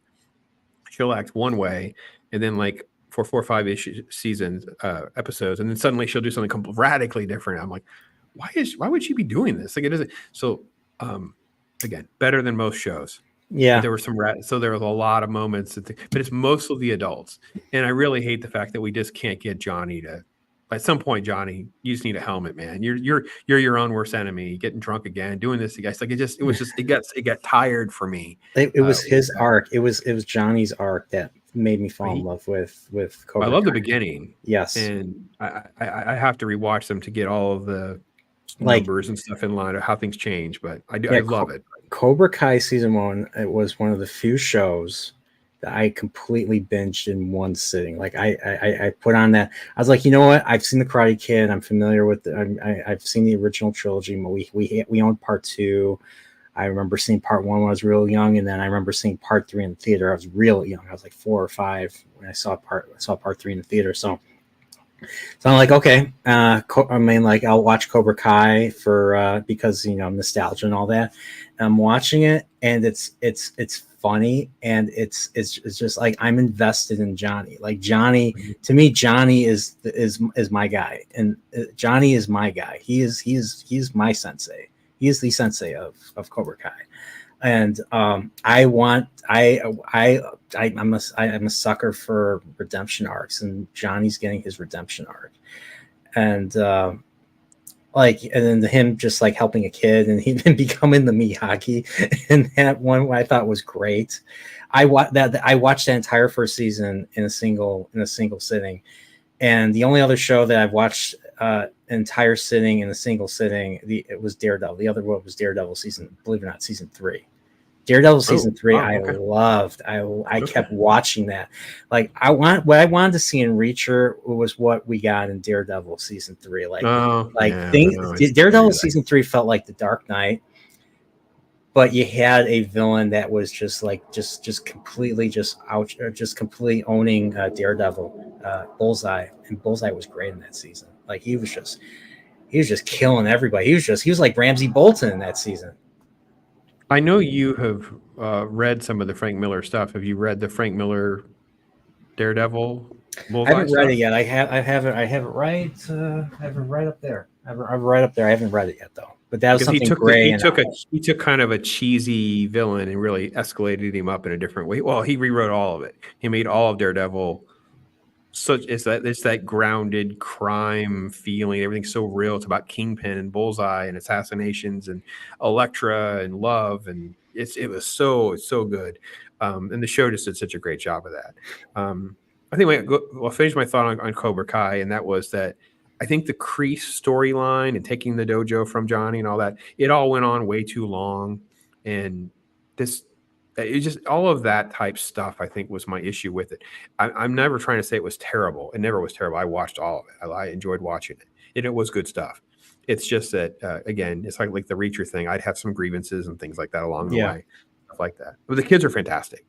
I mean, Zolo is a great actor. I can see why DC was trying to get this Blue Beetle thing and whatever to take off for him because he's a great performer. And he wasn't the problem in Blue Beetle, that's for sure. I don't have a problem with him in Blue Beetle, that's for sure. So yeah. And like you had all the kids. They all had their relationships, and their feuds and all very that. believable. Yeah, very And believable. yeah, and I mean the fights were not believable, but they were fun. When they would have fights too, Yeah, and like in the school. the daughter needed to just I never quite I always had an issue like what is the deal with this kid, like she freaking just like everything was fine then you just started throwing hands and it was crazy so Yeah, yeah. But yeah, I can't wait. I can't wait sorry. to. Mrs. Pops is texting me a story. She says Universal's announced they're removing all of the Marvel from their Universal Studios because the licenses they're going to expire. Yeah, it's Wow. true. Yeah, I remember going on all those rides a long time Man, ago. that's going to be a shock to go there because it's like that stuff's been there since it was put in, and it's all old Marvel. Like Yeah, so, all the artwork and stuff is old Marvel. It's so cool to see, and to know that's finally coming to an end is going to be. But that's what they have to do because Universal's making them look bad right now. So yeah, yeah, yeah. And I sorry, mean, she doesn't usually text me, and then when she does text me, it was like about comic book Marvel. Like that was funny. I thought it was gonna be about something family related, and no, it's like no. So. no, no, it's true. Yeah, I see. I also see. Yeah, you say so. You say you have a relationship with Fathom Events. I see that. Mhm. One thing I haven't seen yet. I'm looking at your channel. Final Fantasy VII Advent Children is their Fathom Events is bringing that back. Yeah, they've got a I special director's cut, I think, that drops right before this game drops or something. So, yeah, it's listen, I got a couple Fathom things coming up. I'm going to see Wizard of Oz on Sunday. They've got that coming back for the oh anniversary. So I've never seen it in theater. Mrs. Pops and I've never seen it in theaters. We're so neither excited have to I. go. Yeah, it comes out this weekend. A couple of more announcements. They're doing Dune 84. Dune 84 is coming. That's going to be kind of cool. They've added like the Muppet movie, Dark Crystal. Is Dark Crystal this year? Maybe Labyrinth. It's Labyrinth this year. Hmm. Neverending Story this year. Gone with the Wind. So I love. So the Fathom people have been always been really good to us. The problem is, especially with my day job and doing pops, it's Yeah, very hard for me to just like, well, I'm going to throw a whole evening away for what? To talk about my experience of going to see a Fathom. And so I have to be real careful with my time management on that. And it's not that it's ruined the relationship, but it makes it a little more challenging because there was a time where we were going to 2 or 3 things a week for Fathom. I remember being on the phone with Fathom. This is crazy. You don't believe this. We go to an event. There's no signs for Fathom at all. You either just know it's happening in Auditorium 14, or it's not on the little ticker. nope. It's just not there. There's nothing there. You go in, it's just a black screen. Nothing was playing. I was on the phone with Fathom because it didn't start for 20 minutes. It was 20 minutes late before they tried to queue it up. And then they didn't queue it up from the beginning. They queued it up from where it was live because it was actually a live broadcast. I had to get on the phone with Fathom and like, this theater should almost be fined. They're like cheating you out of the thing. So when we had the theater ended up giving us passes to come back and see a movie on them because they know they dropped the ball, whatever. It's crazy how bad this relationship is because Fathom is one of the few people or organizations that are trying to keep the nostalgic love of this classic cinema alive. Yes. You know, what they're doing with Turner. They support, Fathom also promotes a lot of other arts that don't, like we've seen, my wife really enjoys it, ballet and opera. You can see like Russian ballet. Like Russian ballet is like a once in a lifetime thing. Like how often would you ever see a Russian ballet? But you can actually see through Fathom these incredible artistic performances and operas and things like that. And it is really, really cool. And they would probably make so much more money and money for the theaters. So yeah. It's all here. You just kind of keep clicking there. You get all the different episodes. This is The Chosen, I think, right? Yeah. Yeah, they're doing each. And there's My Fair Lady's February. I still have not seen My Fair Lady. Neither have I. I don't think I have. Gloria Gaynor. There's the second Chosen segment. Dune 84. Yep. Mm-hmm. And this is fine. Advent Children. Yep. More Chosen. Yep. And the Goblin King himself, David. David. Never Ending Story is later this year because we've already seen Fathom events for Labyrinth and Never Ending Story, so I don't think we're going to be going to those. They do these original films. There's Romeo and Juliet, so it's one of these foreign performances and stuff like that. Gone with the Wind. Gone with the Wind's a great movie. Whether you think it's historically accurate or not, it's still I don't care about all that. It's still an excellent movie. We last year I redid Casablanca and had a great conversation with Mags, and it's just great films. Yeah, I love this because of I had the honor to see Star Trek the Motion Picture, the director's cut, in the theater because of Fathom events, and then shortly after that, see The Wrath of Khan. The Wrath of Khan was in the fall, wasn't it? Yeah. Magic.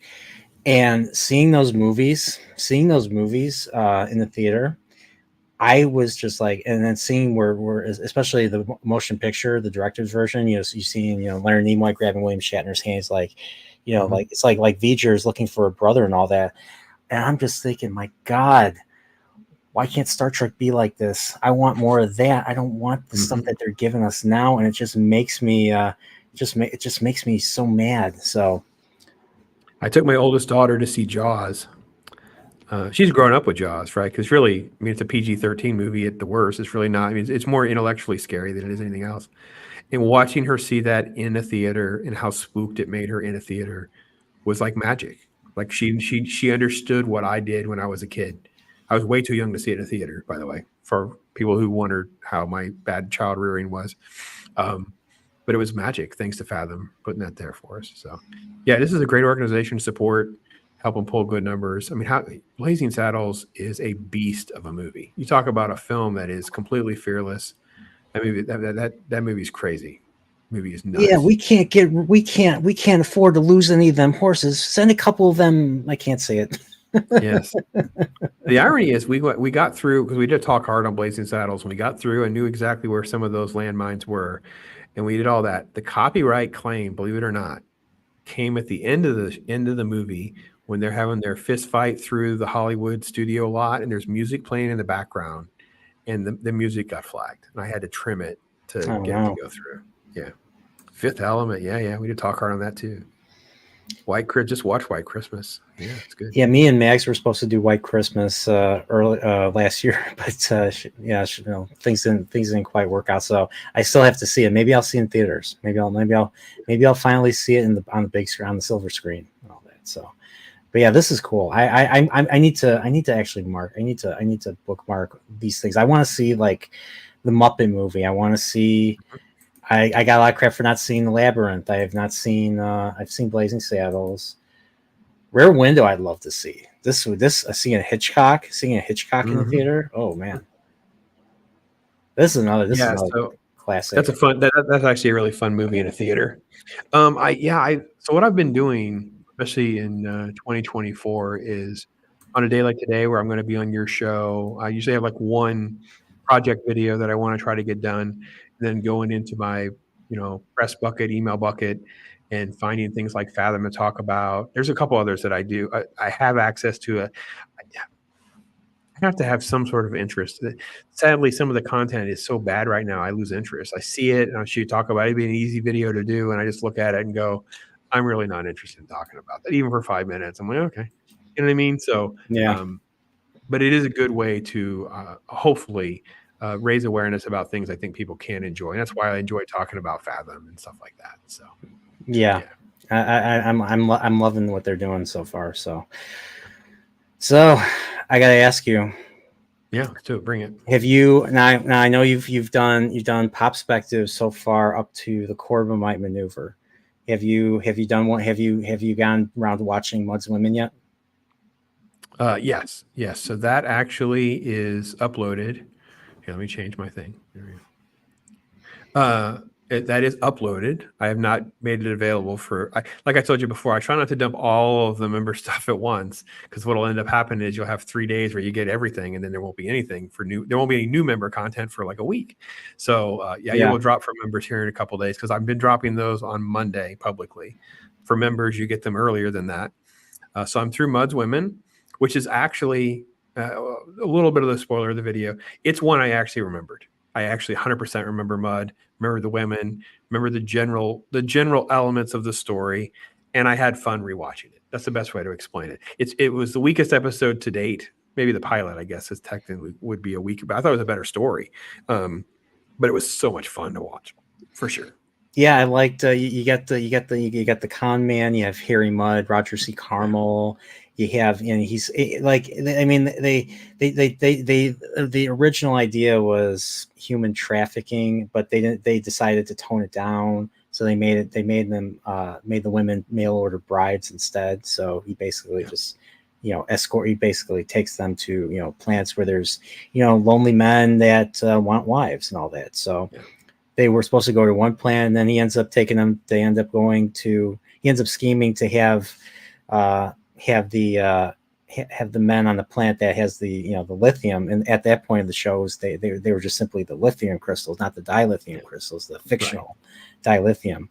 Um, but yeah, I like how Mud like kind of traps the Kirk, because Kirk's going through like the circuitry. The crystals are burning out, and time is of the essence, and the stakes are high. And then Mud kind of puts a wrench in. Mud puts a wrench into everything. He's like, we won't sell, we can't. The crystals are not for sale unless you let Mud hand us the women. Let's Yeah. let us meet them, and then of course have Mud release, drop all the charges and everything. So yeah, I like that, and I liked how I liked how Mud does a complete he does a complete 180, and he's just like he ends up being more. He's not as villainous like the way they depict him in Star Trek Discovery. He's like a madman murderer in Star Mm, Trek Discovery, played by the guy from The Office. I can't think of his okay. name. Dwight, I think, is the Oh, character's wow. name. Okay.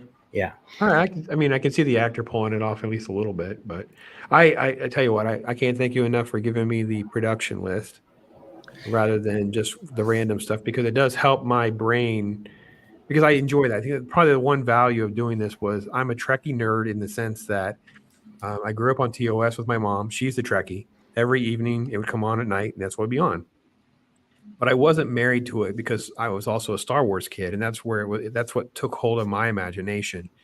And so many of you guys are like, there's a lot of Trek content or whatever, and I don't know. It's not that I don't relate; it's just not my theme. And I realized well, maybe if I go back and rewatch it and really kind of see it through my lens, and I kind of like asked a lot of folks if that would be something they're interested in. Everyone, of course, wants it. Like, I don't know. I don't totally get why you people want to see just some old guy watch a show that he barely can relate to, but seeing it through the lens of production and the growth. I feel like I'm watching them brainstorm how to make the show better. I'm watching them go from the pilot to the second pilot to the, okay, let's change this uniform. Let's do this. Let's do that. This is how we're going to do this. I'm like, oh, see, this is actually fun for me because I'm seeing it in a different lens than just totally like this, older science fiction show. No, I'm seeing an evolution of an IP and a brand and characters and whatever. Love it, loving the process for sure. I love seeing, especially in the first 3 episodes. I mean, since you watched The Cage too, I like how Spock evolves in each episode. So, like in the first episode, he's pretty much he's a young lieutenant, and you get a smile, off of him. He's not extremely emotional, but you still get a smile off of him. He's not the emotionless Vulcan that he is in the second pilot.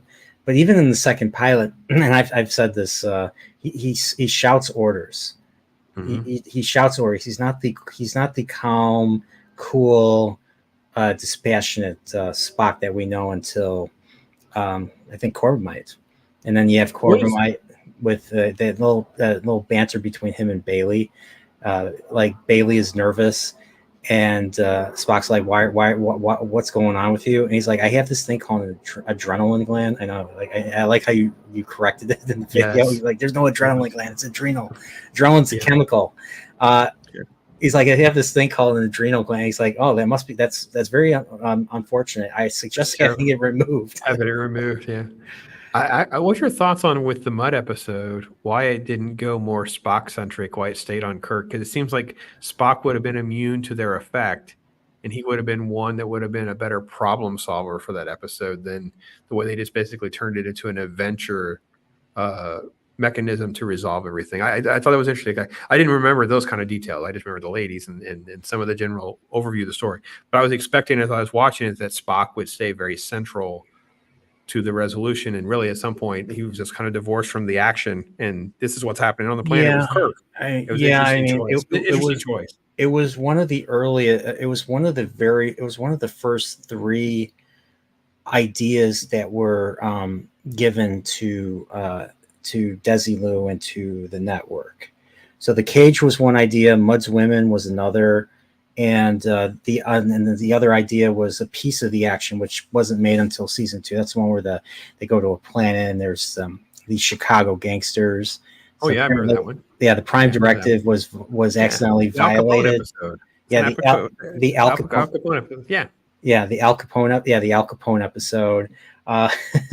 But those were the 3, and they were all written. They were all initially written by Roddenberry, and Spock wasn't, at least from what I've seen in The Cage, like it was really, the focus was really on Pike and Number One, and I mean there was a scene with him and the Doctor, Dr. Boyce. Who, what's funny was originally DeForest Kelley was always the first choice of Roddenberry to play the Doctor, which is something I didn't know. I just read this a few days ago.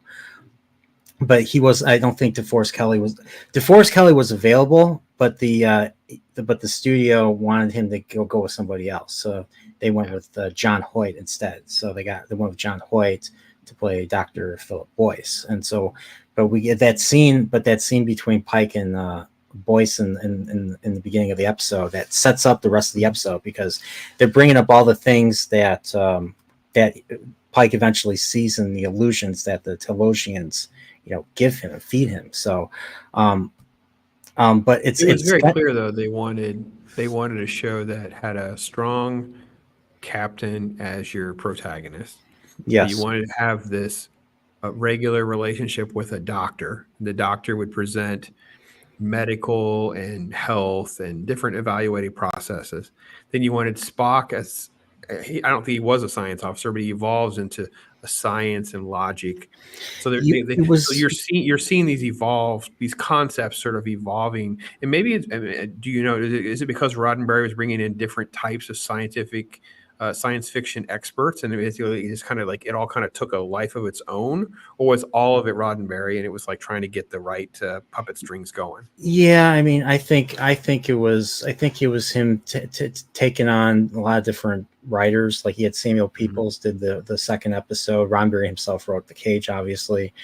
I think Corbomite was written by Richard Matheson. Let me look really quickly. That's correct. Yeah. And then Mud's Women. I only know because I did a video recently. Yeah. Yeah, and then Mud's Women. The teleplay was done by Stephen Candle, and so you got four different writers coming up with the writing stuff, but Spock originally was just he was the science officer. He was just a lieutenant. I think he was a junior lieutenant in The Cage. And then, of course, I'm going to spoil the menagerie, but the events of Kirk and Spock, as opposed to Pike #1 and Spock, there's a 13-year gap. So that's so they wanted to use The Cage. They were running out of scripts. And they needed to put a really quick, very cheaply budgeted episode, and they had The Cage. So they decided, let's utilize that film that we did, and so they put an episode within an episode, or within a two-parter actually. That one I kind of remember as well. Let me ask one other question about Mud's Women. Then, what happened to Uhura, man? She's not even remotely relevant in this episode, like even accidentally. And by the way, in episode 3, she is smoking hot. I mean, she barely has a skirt, man. It's nuts how sexy they play her as. It's not even like, oh, she's kind of, no. They went all in on they did. Because in the Mud's Women episode, man, she didn't even exist. Like it was like completely absent almost. It was. I mean, she was there. She was just on the bridge. Right. She was just on the bridge. But she just wasn't relevant to any of these things happening. It was interesting. Yeah, she's just there doing her job. But yeah, the what's funny is in the future they felt that people would be less fearful of not wearing of nudity or something. People will be less fearful of sexuality and nudity and all that. So I think that was the idea behind the skirts. And plus, Ron Berry likes his. I wasn't complaining. Exactly. It was an observation. It was an observation. Trust me. And what's the reason funny that I obviously remembered the Mud episodes. I mean, I'm not like trying to. And what's funny is the costume designer. What's funny is and I was reading this costume designer was gay. William Weir Thies. Okay. He was gay, and you'll have a laugh at a couple of my lines in that video too, because where my brain goes when I'm watching things is probably not what most Trek fans are thinking. But so maybe you guys are enjoying those or not, but I'm definitely enjoying the process for sure. Yeah, but the thing about the Mud's Women, especially at the end, that still doesn't make sense to me. The Venus drug. Like, did it actually work? Is it just, they say it's a placebo. So was it just they were upset and they turned ugly? I mean, like that wasn't really answered at the end, because all they say is you either believe in yourself or you don't. Yeah, they address the physical behavior, but not the physical appearance. So clearly, the drug dramatically changes their appearance, but the choice to behave a certain way or not, they have a lot more control of. But I tell you what, I'm glad that somebody else was wondering those things too, because that's one of the things in my video as well. Like, wait a minute, what happened? We don't have a clear rule on what was actually going on here. So yeah. Am I caught up on Mud? I'm trying to see if I had done another one then Mud. No, Mud's is the last one I've done. So I may get one done tomorrow. I doubt it, but I might be able to get one done. I'll get a watch tomorrow. The next one is excellent though. The next one is it's the second one I did with Gray. So the first one I did with Gray was Corbomite Maneuver, because I think the Corbomite Maneuver is a very important episode that really establishes the Star Trek concept, the Star Trek show, basically. Yeah. I love The Enemy Within for a very similar reason. Just we get a lot of good Kirk. We learn quite a bit about Kirk. We learn more about the military, aspect. I learned quite a bit, from that episode, about the nature of a captain and his crew and all that. Sure.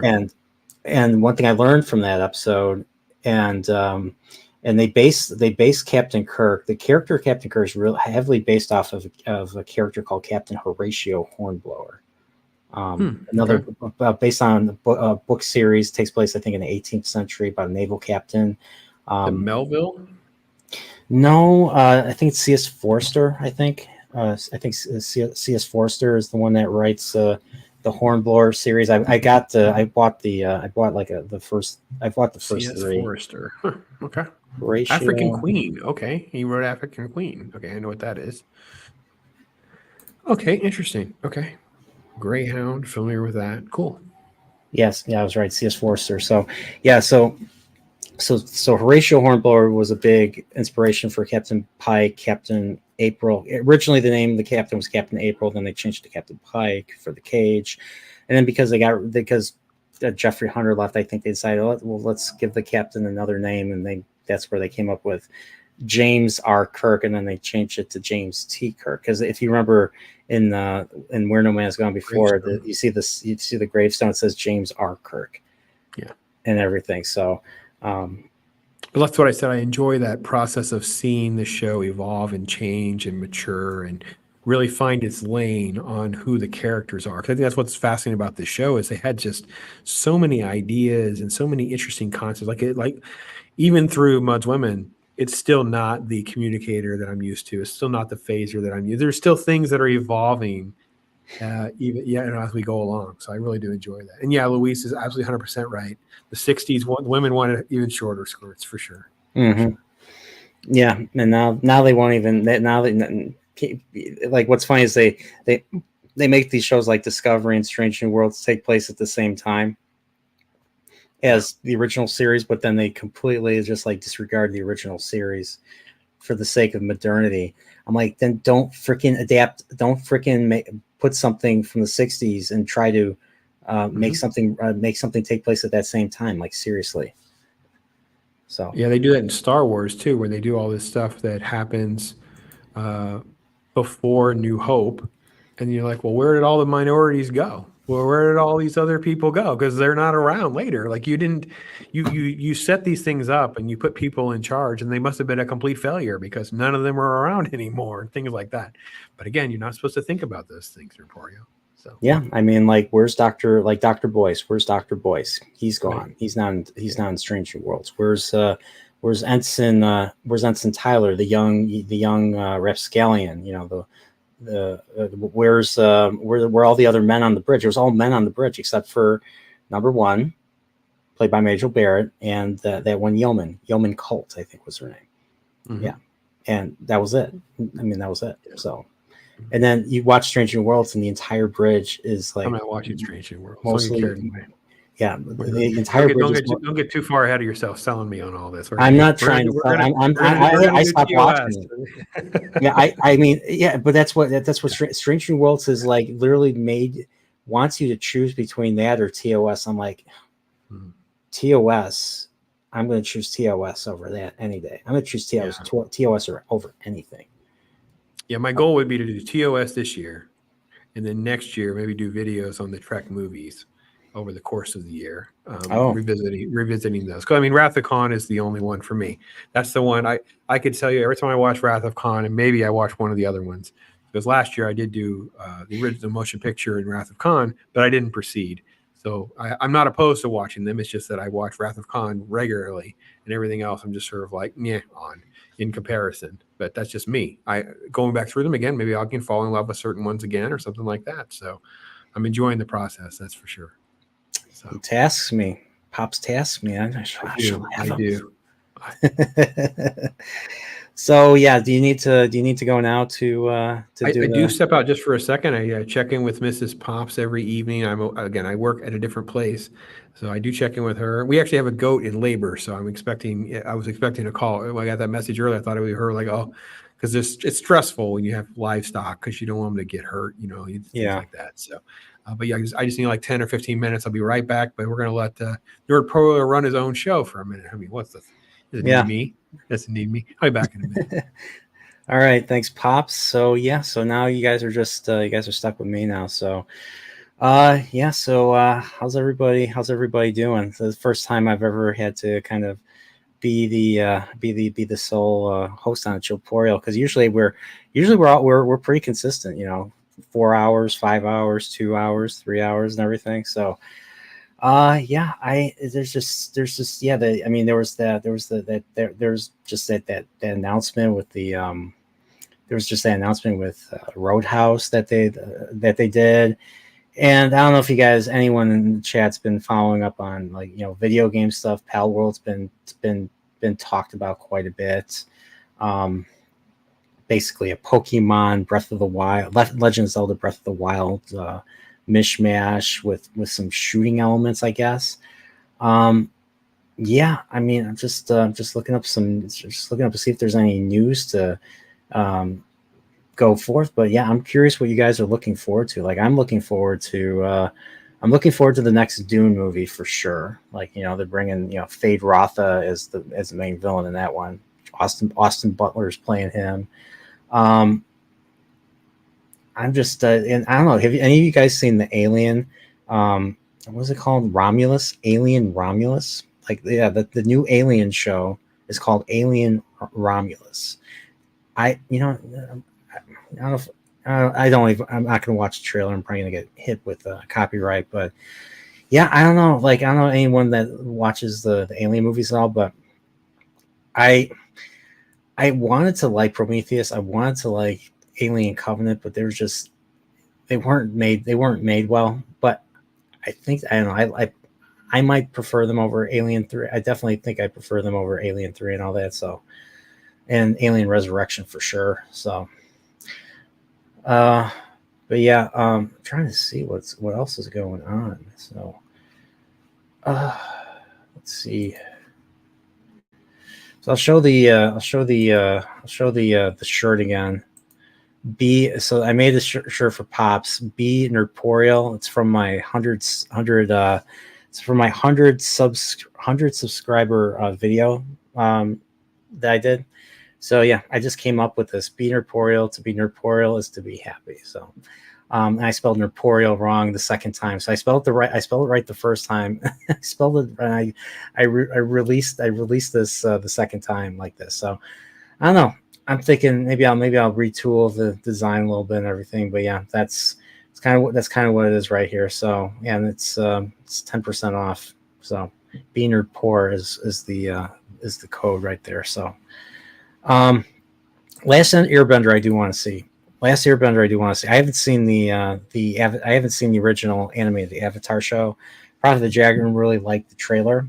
I haven't watched the trailer yet, so but I've heard nothing but good things about the show. Like, just like, if you want a well written show to compare to all the crap that we're getting now, look no further than Avatar: The Last Airbender. So um, going to get the Alien Child's book. I actually got the Alien Child's book for my friend's kid. I realized, might be too grisly for that, so I didn't buy it. So yeah. So did you see the trailer for Alien Romulus, Pops?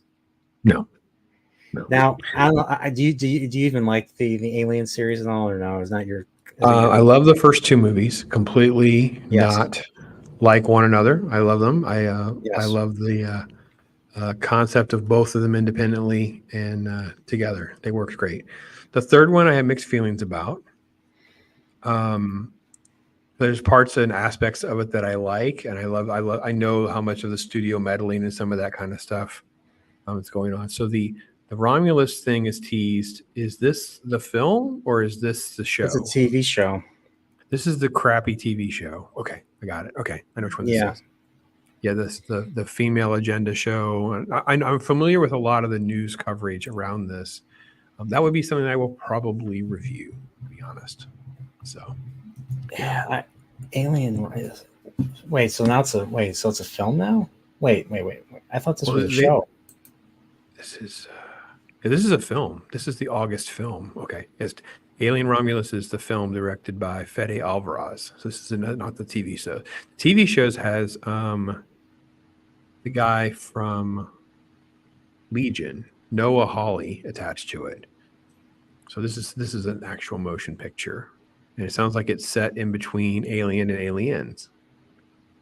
So so they completely abandon Ridley Scott's Prometheus and Alien Covenant. I see.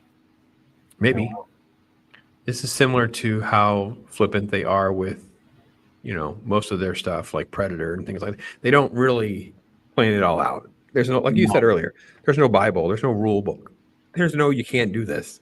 'Cause I love listening to, like, I mean, I don't want to derail our thought process here, the comic book stuff, but I had this heyday of Batman and reading all these books, and now these creators have their own YouTube channels, and they talk freely about what things were like when they were doing these things, and it is fascinating to understand how to navigate through what they were allowed to do or not do, or what they were asked to do and tasked to do, and things like that.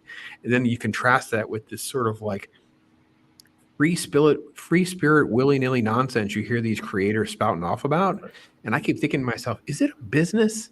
Because it sounds like the patients are running the asylum over there. It doesn't sound like you guys have any control over this property that you own. You're just letting all these randos come in and just start doing all this crazy crap. But when you look at how things used to run, that was not the way it was. No, not at all. Everything was tight. Scripts. I mean, people actually read scripts. Yeah, you started with a script. Go get me a script. Yeah, and they didn't green light things right away. There's always things to question. There's always questions to be asked and everything. I mean, how James Cameron got the gig? He proved it to David Giler and Walter Hill that he could do it. That he could direct it by the Terminator being successful. So when there was a point where the Terminator was on hold, Cameron used that time to write his version of Aliens. Mm-hmm. And Aliens was basically the initial concept came from, I think, Walter Hill. And they wanted it to be like a combination of, science fiction and, you ever see the Southern Comfort? Mm-hmm. So it was supposed to be like Southern Comfort. And I actually finally watched that one myself. So you see a lot of familiar, because it was another Walter Hill film. You see a lot of familiar people from 48 Hours and the Warriors and, Walter Hill. Yeah. And his, I mean, I think Walter Hill's great director. Like, he comes up with some great stories, like the Warriors. Come on, Warriors is awesome. A lot of fun. The Odyssey, but in New York City. Come on, with Odyssey with the street gang. Come on, that's awesome. Yeah. But yeah, so that the whole idea of the Space Marines and just just being in environments where there's just there's traps and there's just deadly situations going on. That's just I don't remember what my thought was on that. So, but yeah. So what do you think about the Alien Romulus? I haven't watched. When we're done, I'll check it out. I have been so disengaged from entertainment. Like, I haven't even really taken the time to read up on it. I thought it was the show. I didn't even realize it was a movie. At first I thought that's what you meant. So I realize now that it was. I'm like, why are they making? Yeah, I'm like, why are they making this? Like, they don't need to make a movie between the Alien and Aliens. I mean, the best thing that took place between Alien and Aliens was the video game called Alien Isolation, which is probably one of the scariest video games I've ever played. But that basically follows the daughter of Ellen Ripley. You play as Amanda Ripley in that game. It's first person. I played it the stealth way. You have the alien stalking you, just coming out of ventilation, coming out of air vents, trying to kill you and everything. It's a terrifying game. But that was, like, to me, was the perfect way to make an interquel between the first two. I don't know why. I don't know what this Alien Romulus is going to bring to the table. Why is it even called Alien Romulus? Like, Romulus was one of the founders of Rome, and also went on to go and find the Romulan Empire. Because why not? in Star Trek. So, um, I have such a problem with this, again, this whimsical approach to treating these IPs just so loosely. Like they don't, it's like, why do you want to adapt it if you don't want to play within the rules and the framework of the universe that you're adapting? Like, I don't get it. Now, the Alien franchise to me is extremely rich after Aliens because you have this mass amount of popularity that leads to these comic books and these little mini story arcs. And it's just, there's so much great stuff in there yeah, with the regular alien stories, but also Earth War. You have a lot more focus on the colonial Marines, and you yeah, have different concept stuff that's done in there that even get adapted into novels where you have like genocide or Hive and things like that. And of course, Alien 3 comes along and it gets a little weird with the color palette and the concepts of how they would deal with prisons and things like that. But there's a lot of story stuff all through the 90s.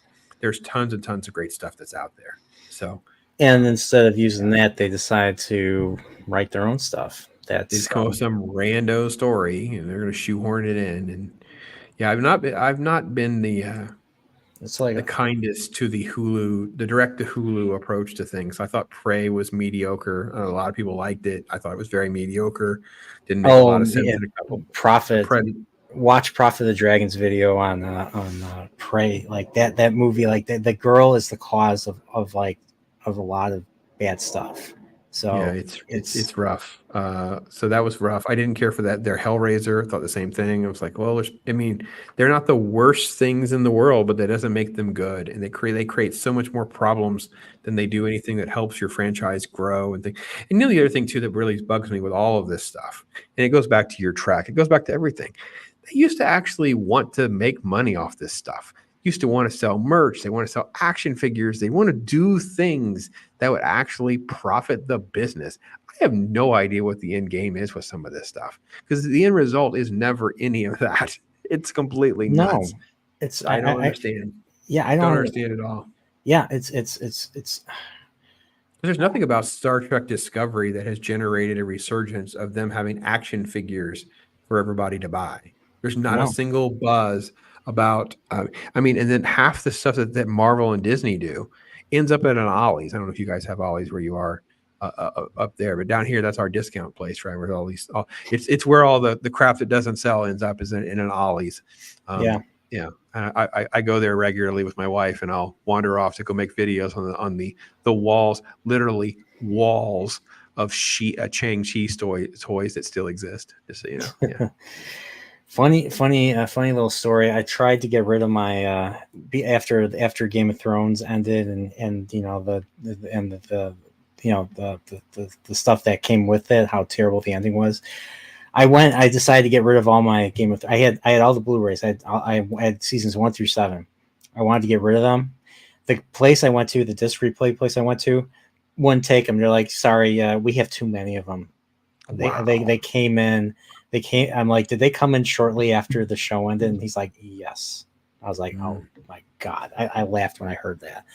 So I was hoping to get some decent money for those. I ended up just donating them to Goodwill. I wanted to get them out of my sight. I still have the books though. I still enjoy the books, but yeah, the show just that show really killed it for me. But I have to be honest. I got that close with Star Wars, and that was part of my motivation in last year was to have the Star Wars day that I had. And I don't know if you were really part of any of that or not. But basically, it was an all-day affair for me. I treated May the 25th. It was the anniversary of Jedi, but it was more importantly, that's the day that New Hope came out. That's actually what Star Wars Day was. yeah. And I pre-recorded videos, did live streams, and it kind of gave me something positive because I was getting very, very close to that. I don't even want to look at it, and I'm still that way. Like I have a Star Wars shirt on today because it's one of the ones the kids got me, right? So I have Yeah. sort of like this love of and I'm just like, no, I love this, and they don't get to take that away from me. But I get very close to where you're feeling, where I don't want to look at certain things. Mrs. Pops is definitely there when it comes to Disney stuff. She's very much like, I don't want this. We can get rid of that. You can sell it. You can do whatever. And I'm with you. I've done a couple of dumpster donations and drive by. Here you go. You can have this. I don't want to deal with it. So. Yeah, once I saw episode 9 in the theater, I actually I know a lot of people did not see episode 9 because of how bad episode 8 was. I actually saw episode 9, and episode 9 just once again, mean, I gave it a chance. I gave the chance that maybe they could have corrected some of the things that episode 8 did. But it just the way it ended was just like I looked at my brother, we laughed, and I got rid of the entire. I actually had the Force Awakens and the Last Jedi, even though I didn't like them, but I was expecting, because it was to me it was still Star Wars. I was like, it could get better. I was still telling myself it could get better. Like there was I was open to the idea that it could get better, and it I just felt like there was a didn't. plan, right? That was me. I felt like because my son was all out immediately after seeing Last Jedi. I was shell shocked. I didn't know what was happening. And then when I saw it again, it was like really bad. Like I was like really having a hard time. And this is before you really saw some of the bad stuff. For me, it was like once you see the bad choreography, once you pick up certain elements, like this is like it's unwatchable. I never owned a physical copy of TOS. I did have Force Awakens. And my son and I would go back and forth because he kept saying it's $1 billion franchise. They have to have a plan. And then we would be on phone calls, and I'd be like playing like screenwriter, like, okay, well, we could do this, and like we could do this, and it was like, and in hindsight, he was like, all of the ideas, Dad, were way better than everything they decided to do, and I'm like, I know, Yeah, I can't it's believe it. It's completely insane how bad it got, and the fact that they still want to try to go on with that, it's just shocking. And I've kind of divorced myself from getting like overly invested. The most of the Star Wars content that I've done with Ahsoka and whatever, it's sort of the I watch it so you don't have to thing, and then just trying to. I put in the back of my mind that there's some kid who's told that Ahsoka was good, or was told that Mando season 3 was great, and I'm a guy going, here's why it's dog crap, guys. You just let me try to go through some of it. I know there's people that do a lot better editing and conversation than I do, but it's my little part and contribution to that, because it's just unbearable for sure. yeah, and like there's just no, like there's nothing really to look forward to. There's nothing to look forward to. I mean, like the stuff that they've been announcing: New Jedi Order, Dawn of the Jedi, New Republic film. They're making a they're literally saying a Mandalorian and Grogu film. Yeah, Like it's terrible. it's like they can't make up their minds what they want to do. They don't know what they want to do. That I They think don't they know what have they don't power know what they're doing. struggles. They just So, I mean, like, but no, and they were supposed to make all these different movies. Like they're supposed to make a Boba Fett movie, which ended up being Book of Boba Fett. There was the rumored Kenobi was Obi-Wan film that ended up becoming Kenobi. Yeah. Egregious. Like it's like the one thing that was not bad was Andor, of all things. We can agree to disagree a little bit. I didn't like it. I didn't like it. I didn't like it at It was the first. least. It was among the better stuff, but it was still a complete mess. It was a Okay, complete mess. I'll ask. Okay, let's talk Andor. What did you? Sure. What did you? I disliked it because I was watching when I first watched it. I was watching it from the lens of a Star Wars show, and then I decided to rewatch it recently because a lot of people have said they liked it. A lot of people I know said they liked it. So Sure. I watched it again. But I removed the Star Wars. Took off the Star Wars glasses and just watched it as a show, and it was better. But there were just things that I felt could have been there. There were things that I felt that could have been better. Like I felt like they could have done more. They could have done more with what they did, and especially at the end. I was just like, shoot them! You're the Empire. Shoot them! Shoot them! First thing they did is they take forever to get to a point. So the first 3 episodes could have been 1 episode. Then you do 3 more episodes that could have been like 2 episodes. Like everything was just so fluffed. It's that rule I said before: content for the sake of content. Everything was just drawn on, lots of walking, nothing actually happening, things that don't go anywhere. The second major thing was, especially in that first half of the season, there's all of these sort of like emotional beats that you're supposed to have for characters. And I challenge most people, if you don't have your subtitles on, what are those characters' names? Because there's the conversation and dialogue is so badly written, because it's more like just stuff happening, that you never have any bonded moments. They'll even have exchanges, but no one uses names. I have no idea what the people's names are. So then when they're dead, I'm like, oh, that kind of sucks, but okay, whatever. I know Andor's not going to die because we're in a show that doesn't have stakes, right? Because it's a prequel show, right? Before you finally get to the prison, which was probably the best part of the whole thing. Yeah. And And then at the end, it's like a wet fart. Like you said, it doesn't make sense. Like it's like, he's not going to die. So the stakes are off the table. Certain things are going to happen or not happen. It just become, look, is it the worst of the Star Wars stuff? No, by no means. It's not nearly as bad as Boba Fett and some of the other stuff. Do you think it? I've heard some people say that might be the best thing on Disney Plus, best original show on Disney Plus, compared to Marvel and Star Wars. No, I could easily rewatch the Guardians Christmas special. I wouldn't even mind sitting through Werewolf by Night, even though I kind of ragged on that show too, more than I would sit through. Well, because Andor is also like 8 episodes. I don't want to sit through 8 freaking episodes for a 2-hour movie. It's a 2-hour movie. It's 12, it's 12 episodes actually. Is it really 12? Oh my God, you're right. Yeah. Maybe 12. So I could take it. I could probably take it and make it a 2-hour movie, and it would be, because it just needs to move along. That whole side story with the office people and the lady boss and the weird beta guy and all that. It never. And then I didn't get to the worst things. The worst things in Andor was the torture chair. The office torture chair, where it's an Office Depot chair with a couple of blood pressure things on it, was the torture chair. And they put on the little head thing where it's like the mermaid squalls, but you don't know. It was so badly done. I'm like, I felt like I was being lampooned. Like, I don't understand what's happening. It was so badly done for me. It's not the worst thing ever. It was just not any good. Mando season 1 was in the vein of what Lucas visualized serial Star Wars to feel like. It was little adventure stories, you can kind of plot along. You have the purse puppy, little puppet toy thing. All of that was fine. I had no problem rewatch. I've rewatched it ahead of Mando season 3. I rewatched season 1, and it was still fine. It was still okay. Way better than Andor for me. Best thing on Disney Plus, I'd have to kind of scroll through, because I just don't tend to. That's again, I'm not falling for their traps. Most things are just content for the sake of content. It's a 2-hour story that they've drug out to 8. Mm-hmm. That's why if you look at the creative teams, you usually see this, right? The showrunner or the creator writes episodes 1 or 2, and then they write the last one. Yeah, and they farm out all of this middle to these inexperienced writers. Nothing ever happens. And I bet you there are instructions. So there's an episode of Loki where they go to the purple planet. They basically start and end, and there's basically nothing's happened. There's no real thing. It was just conversation and walking and whatever. And the writer's like, well, I wanted to make sure I could bring up that Loki's a bisexual. And their agendas were like, there's no story. It's just stuff. And I'm not falling for that. So when I say best stuff on Disney Plus, it'd probably be more like I said, like a Guardians Christmas special that's, like so much of my time or something like that. The Werewolf by Night was like a special thing. It wasn't, these things aren't the best things in the world, but they were not horrible either. Yeah.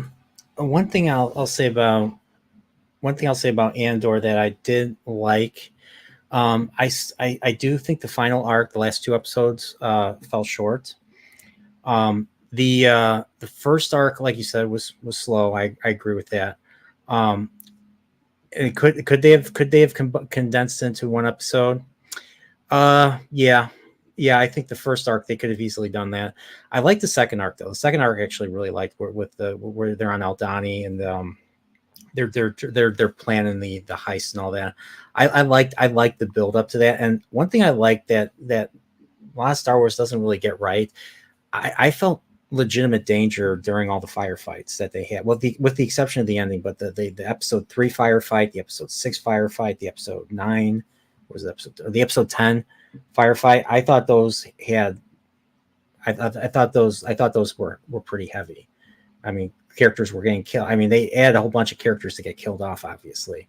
But I actually felt something, which is unusual for Disney. Star Wars. Episode 10 is the prison break, right? Yeah, that was the prison break one. That was the peak of the show. You had Andy Serkis doing his speech at the end, and then you had freaking Stellan Skarsgård doing his speech at the end. So you had two epic scenes. You had 2 great scenes in that 1 episode. So that episode, I agree. Episode 10 was the peak for me as well. But I mean, the whole Mon Mothma story arc and stuff like that, it just drug on forever. It The didn't really. I stuff don't even with know where it went. Like it didn't even go yeah, it anywhere. just I was yeah, like, and then Andor going back for Bix and this whole big thing. It was just all like just weak tea stuff, and I don't know. well, Um, the thing on the planet. Like I was expecting like Game of Thrones season 6 episode 10. Like I was expecting like a you know an insane thing where they try to attack, but then the empire just like is so. I mean, you have to remember they're the empire. They're evil. They want to kill. They want a reason to shoot you. Like that's how the Nazis were. uh, So Let me like go back to the heist. I couldn't get with you on the heist because during the buildup, everything was on the cheap, right? It was the cheap looking guns and the cheap looking props and the walking around with scowls on their face. But it's like they kind of have conversations and stuff, but they didn't ever make me want to root for them. I didn't get emotionally distraught that they were dying. Half of them I didn't know what their names were. I happen to know some of it because I had subtitles on when I watched these shows. yeah, But I that's felt your. I agree with you on that. I didn't it remember their just could have names been either. faster, right? It just would have been Yeah, faster. Like again, I think if the first 6 episodes probably should have been like 3 to 4. The meat of the show comes in that like the 2/3 mark. It's like you said, the lead up to the prison and the big prison break, and then yeah, you have sort of like this epilogue thing, which is basically nothing more than a setup for another season because you know he's not going to die. You're just trying to figure out, the dynamics, and they just didn't go for anything. It just kind of tended to be very bland. But there are some moments. Again, this is by far um, in the top, top tier of Disney Star Wars stuff. Fair enough. I can live with yeah. that assessment. But I'm not going to pretend. I mean, I guess if there is an Andor season 2, I will probably need to at least rewatch it enough to know what's going on. It will have been so long to do some sort of pop perspectives on. Yeah, so this was definitely Yeah. so Spartacus. Yeah, this is a problem I had when I first watched the show, and I've gotten into debates with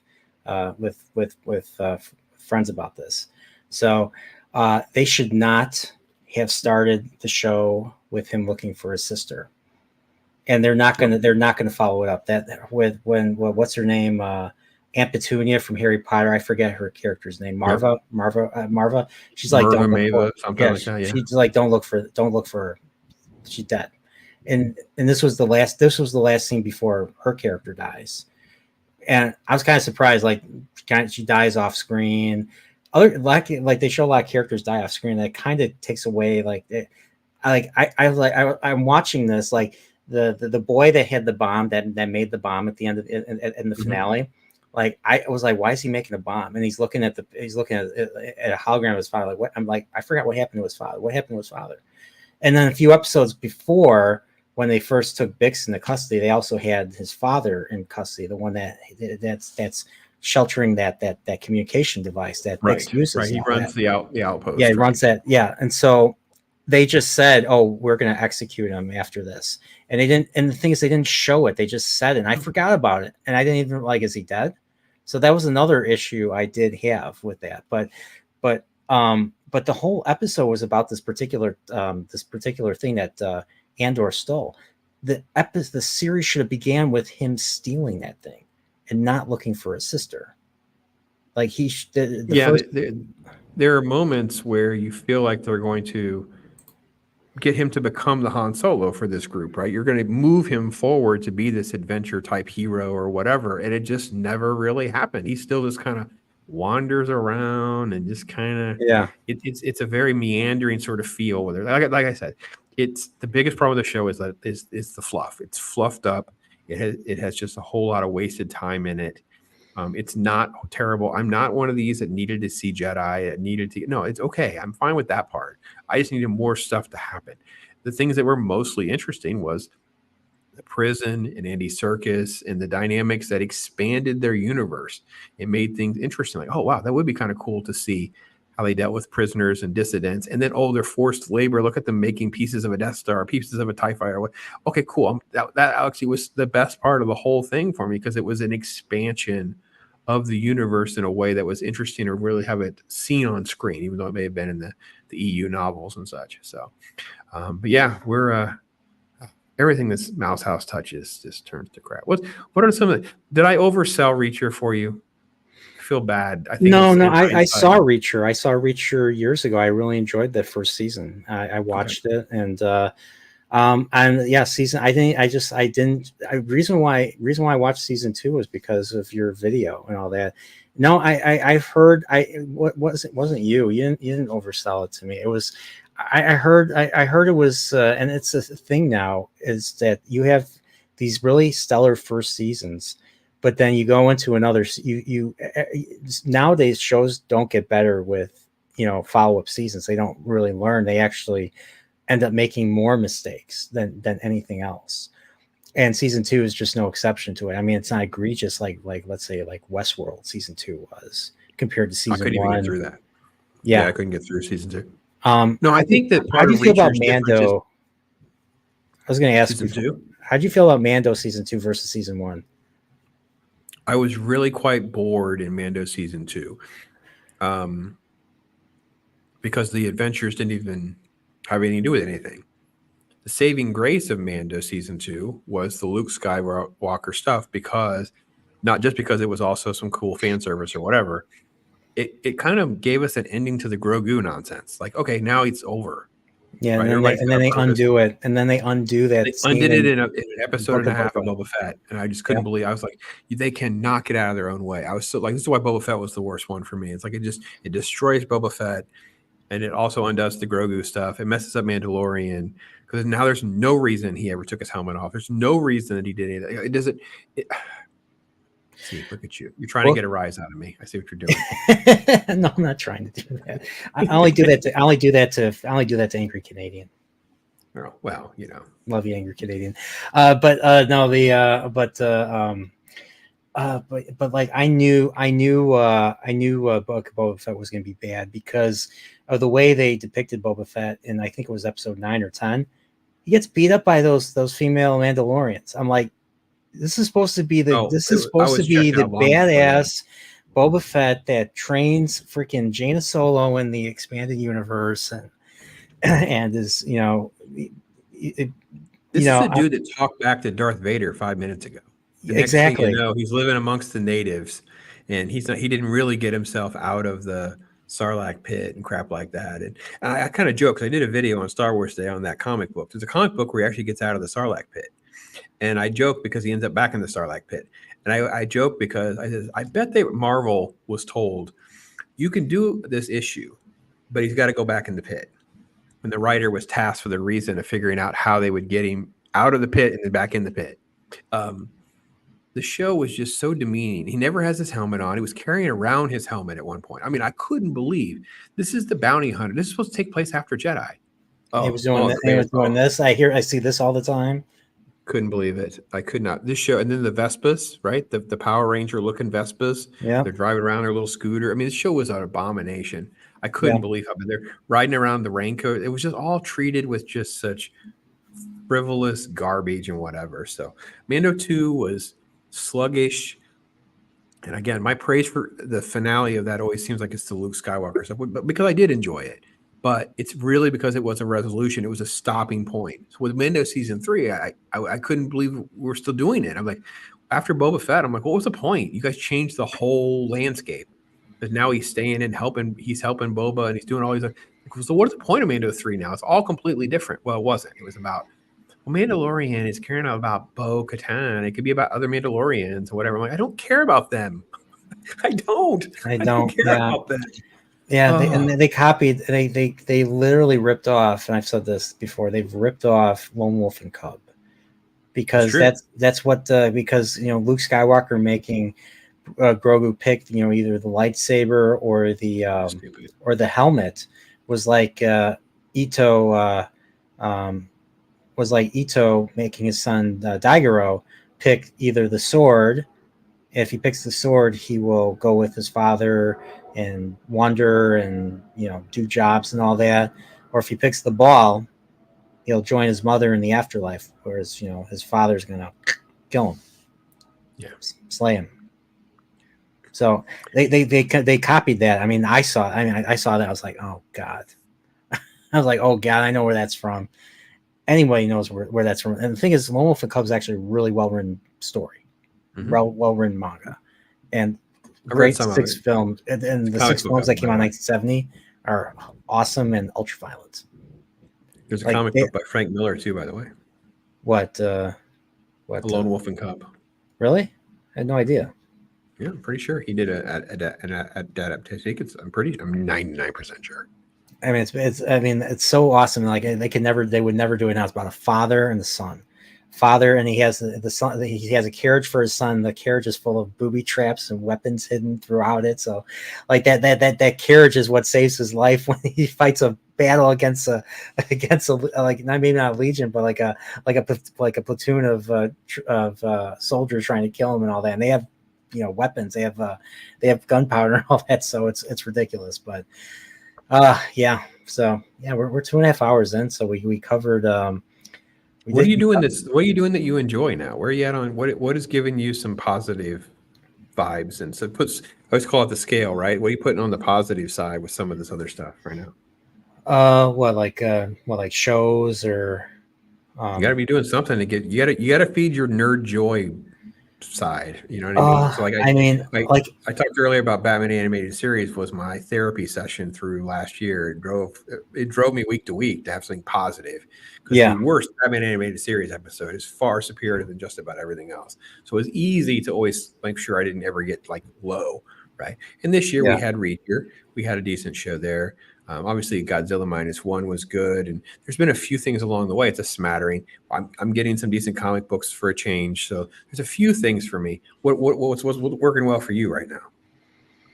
I mean, I'm right now. I'm trying to, because I finished Reacher. I'm really trying to figure out what my next thing is. So I've been reading. I'm going to be reading Wheel of Time, doing a book club for that. I'll say like. I liked the first 3 books. The 4th book I didn't like as much, and I'm just kind of concerned that the series is gonna. I don't know. I know a lot of people love the series. It's their favorite series. I know I associate with a lot of people that love the series. It's their favorite thing in the world. So I'm open-minded to seeing what it is, but that's one thing. There's a lot of books. There's the Elric series I started reading. That's a lot of fun. Okay. And then I'm also reading another book series called the Dresden Files, which is about a wizard private eye that takes cases in Chicago.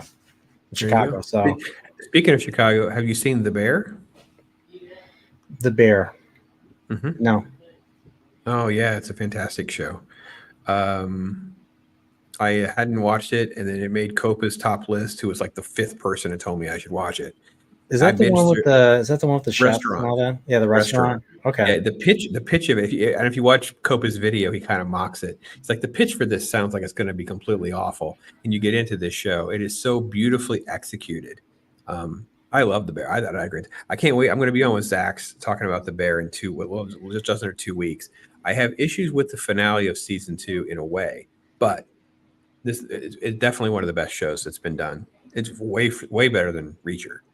You love the craft and technical aspects of cinema and stuff and creation. So I think you're really going to love how it's edited and how it's shot, how they're driving story arc and emotions through even just editing and choices and things like that. The way they use music is great. It's Chicago, bro. I'm like, it's your freaking backyard. I figured you already watched it by now. I figured you were like, yeah, I watched it when it happened, because I'm late to the game. Yeah, I mean, like I am not, and that's always been a thing with me. I've never been so quick to embrace a new show, because even back in the day when they were on like TV and all that, there was always the chance that a show could get canceled and all that. So, and nowadays it's the opposite. Now shows either only good shows get canceled now, and bad shows stay on. Bad shows stay on because it's cheap reasons. Yeah, exactly. Oh, it's cheap. The good shows, the people getting offers to go do something else, and they want to do it before their thing goes sideways. And then the ones that are bad, they don't have anything else no one else is calling. And they leave. How about The Offer on Max? It's called The Offer. It's about Yeah, the about making of. the making of the Yeah, Godfather. Yeah, I eventually do have to see that one. I mean, also fun. I have a Godfather 50th anniversary, Yeah, yeah. so You would I love the. love. You would love the. Again, I think there's a lot of creative liberties with that show, but I think it's in the vein and the spirit of what happened. So I'd love to hear your take on that show as well, because I think that they're both. They're not waste of your time. They're not waste of your time for It sure. seems like the shows that are not genre are better written and better produced now than stuff that is Um, genre. Yeah, the genre stuff has been sort of like exploited, partially because of Game of Thrones, right? Everyone was looking for the next Game of Thrones. Yeah, It's partly because of everything it's Marvel and Disney. yeah. Amazon has And then, single-handedly ruined fantasy for a lot of people yeah, yeah. So I think because of that's that part of that. mentality. Because the better stuff in probably the last few years has not been drama. It's been more non-genre stuff. So I like the Sheridan verse stuff. I think is I have issues with nearly everything, but I would say Yellowstone I watched 1883. 1883. I enjoyed 1883 quite a bit. It's probably my favorite, to be honest. It's the tightest and the most fun and engaging and interesting. It feels, I want to say historically accurate, but it feels more plausible. 1923 kind of got away from me a little bit, but I know Matt Unbearable 73, that's his favorite. I don't totally disagree. I just felt like Harrison Ford phoned it in, and I don't know. I don't know. His character probably should have just died. It would have been more believable for me if he just had an infection and died. Um, but his stuff, Tulsa King was fine.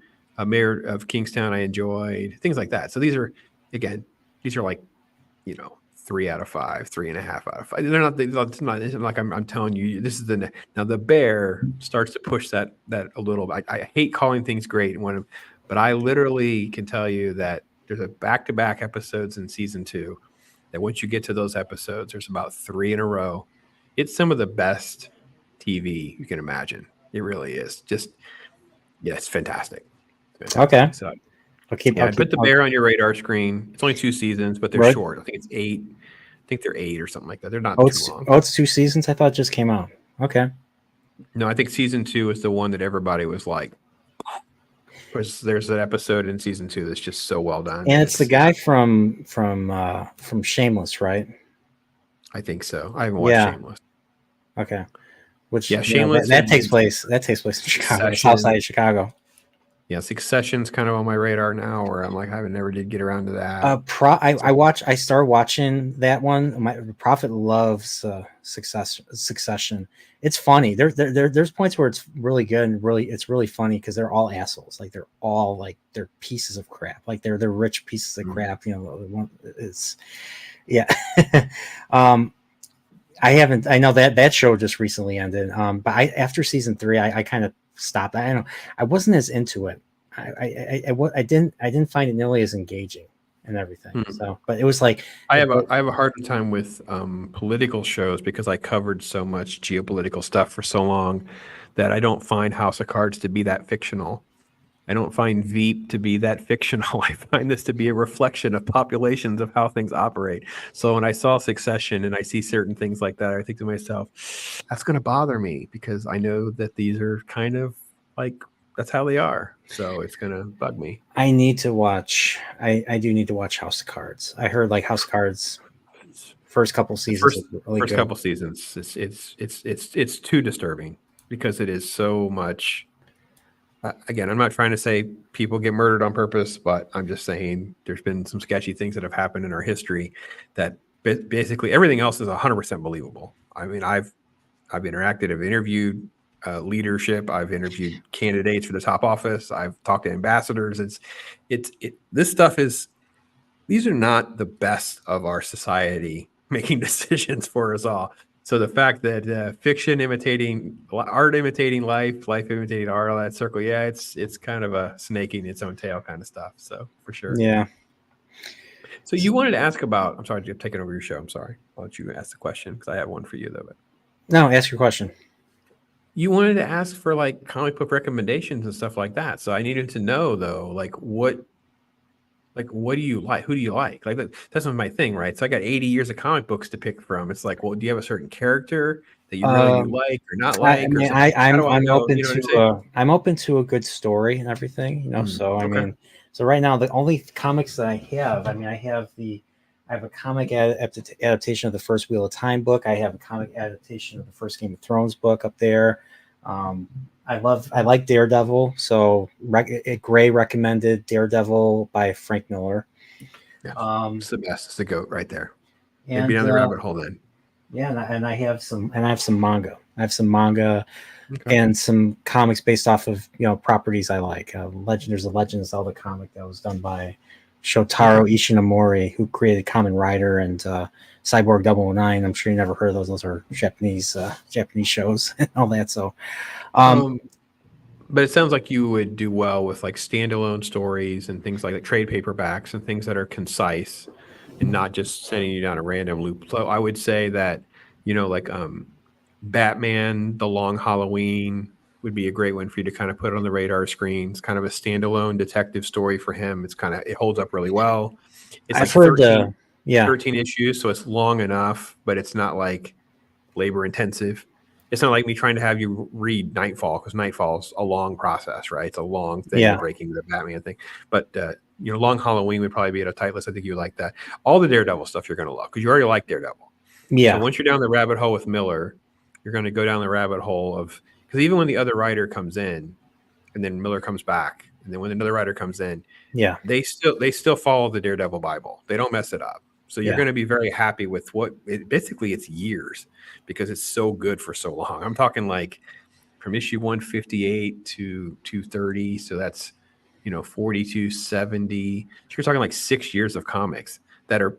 I mean, there's always going to be a comic that's not that he goes and just grabs some street guy story or something like that. That's fine. That just happened, right? But Yeah. for the most part, you're talking about like 6 or so years of some really great stuff. And even Daredevil later, Kevin Smith did a little story arc, like 6 issues. It's not bad.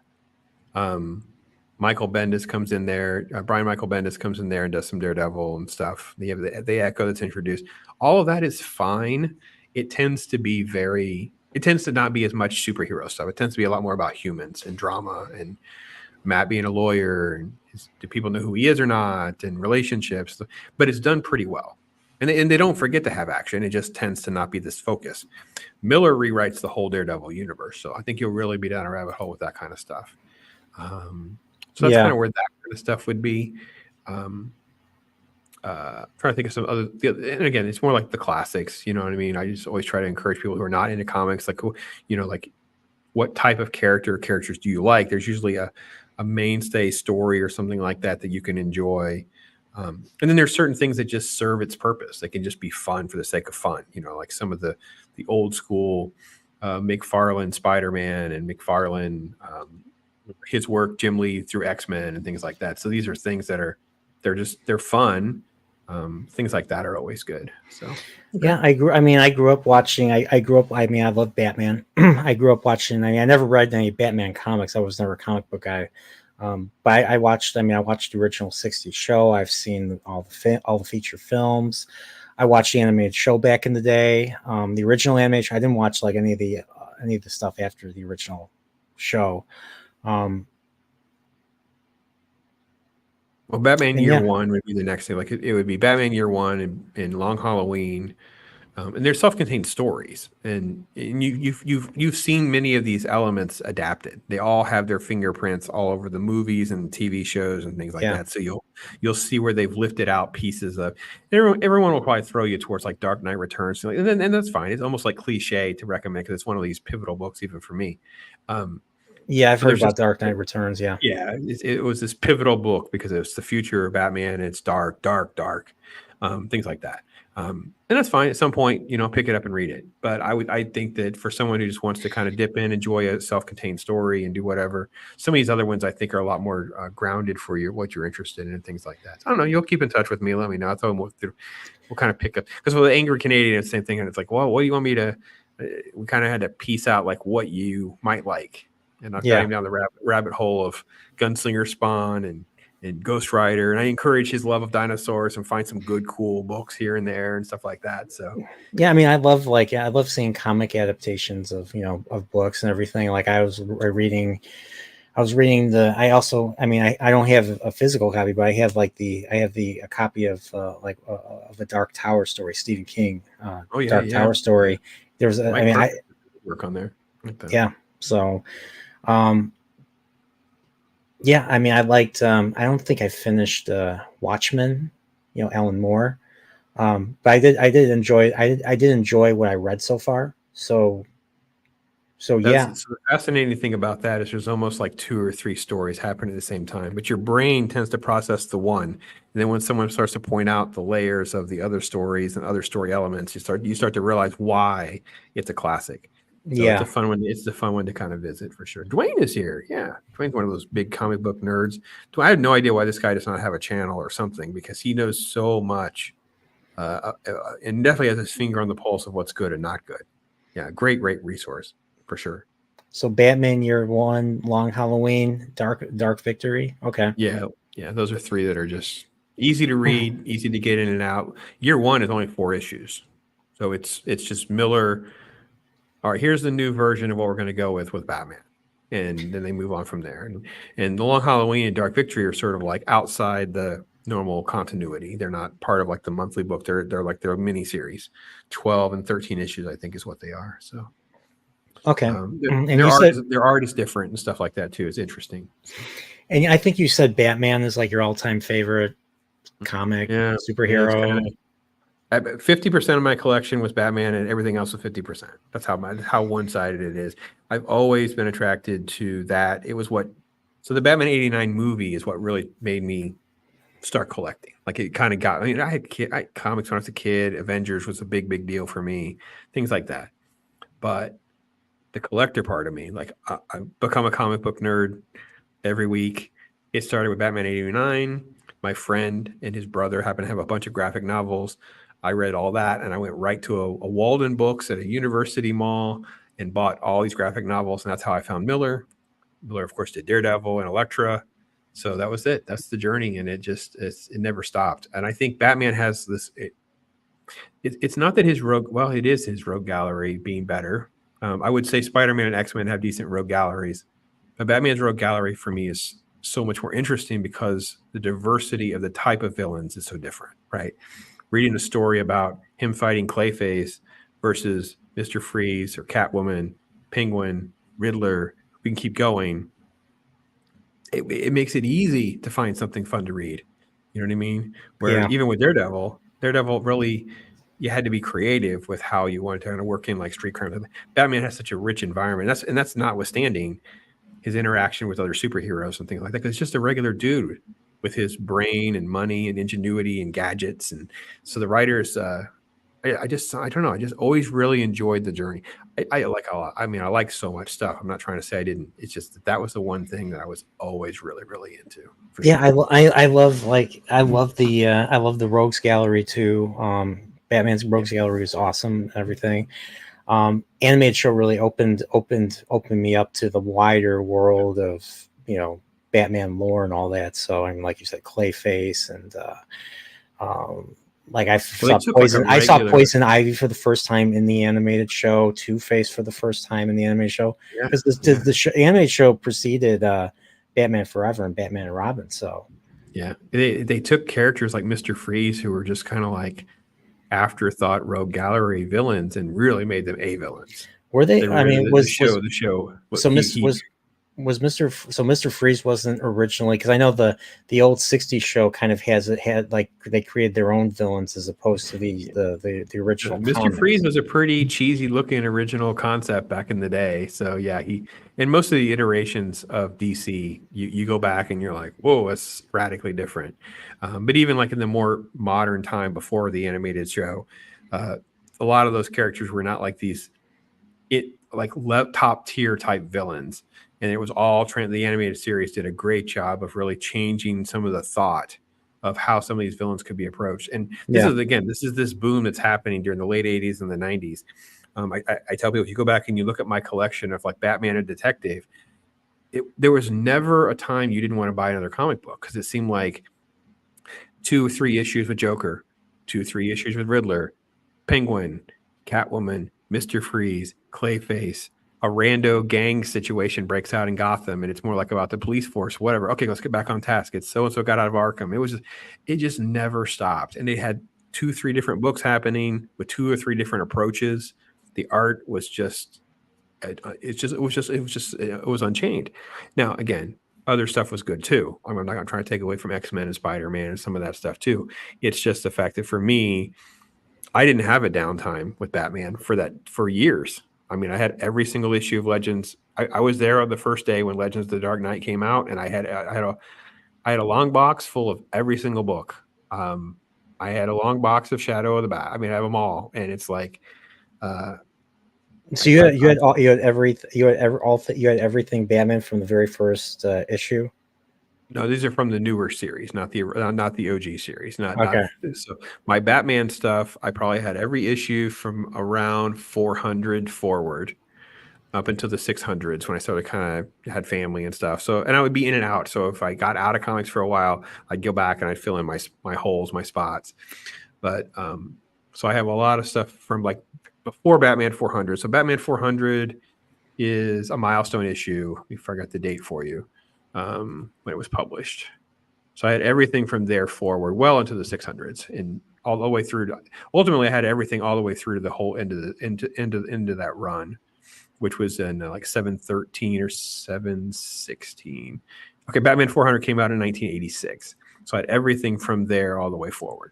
And then going backwards, it wasn't as much about price sometimes. It's also about finding stuff. We take for granted now, because of eBay and the internet, how easy it is to find something. Back then, your local shop or shops, they just didn't have some of these books. You might want the first appearance of Mr. Freeze, but nobody in town had it. You could go to the show and they didn't have it.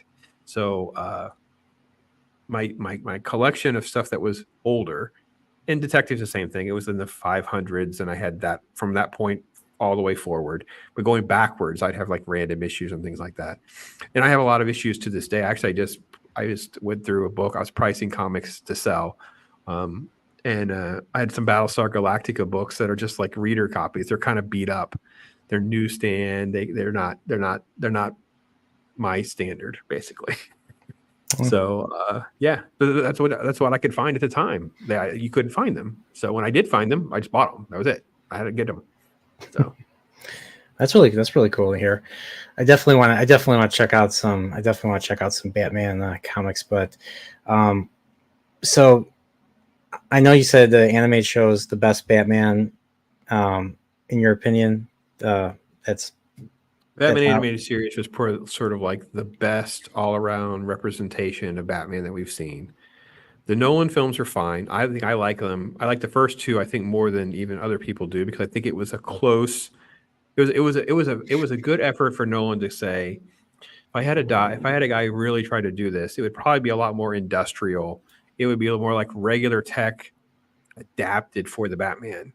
Whereas in the comic books and the animated series, it just seems like he has this random tech that no one's like. His utility belt doesn't look like a belt with pouches on it all the time. Sometimes it did, sometimes it didn't.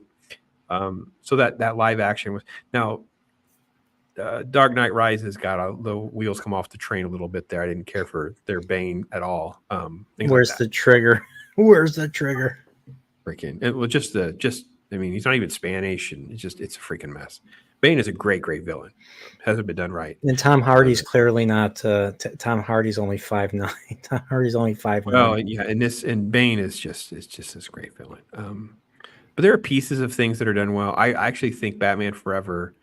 It's my bigger issue with Batman Forever is I can't stand Tommy Lee Jones's Two-Face. I know people talk about Jim Carrey. Jim Carrey shouldn't have been Riddler. He should have just probably been something like Mad Hatter or something. And it would have made more sense. It would have been easier to adapt him into that kind of character. I cannot stand his version of Two-Face and this weird purple, and I couldn't stand any of that. But I heard Tommy Lee Jones called I forget how exactly he put it. He called Jim Carrey a buffoon. He's like, he hated being around. I won't suffer your buffoonery or something like that. You couldn't stand it. You couldn't stand it. So, so yeah, that kind of stuff.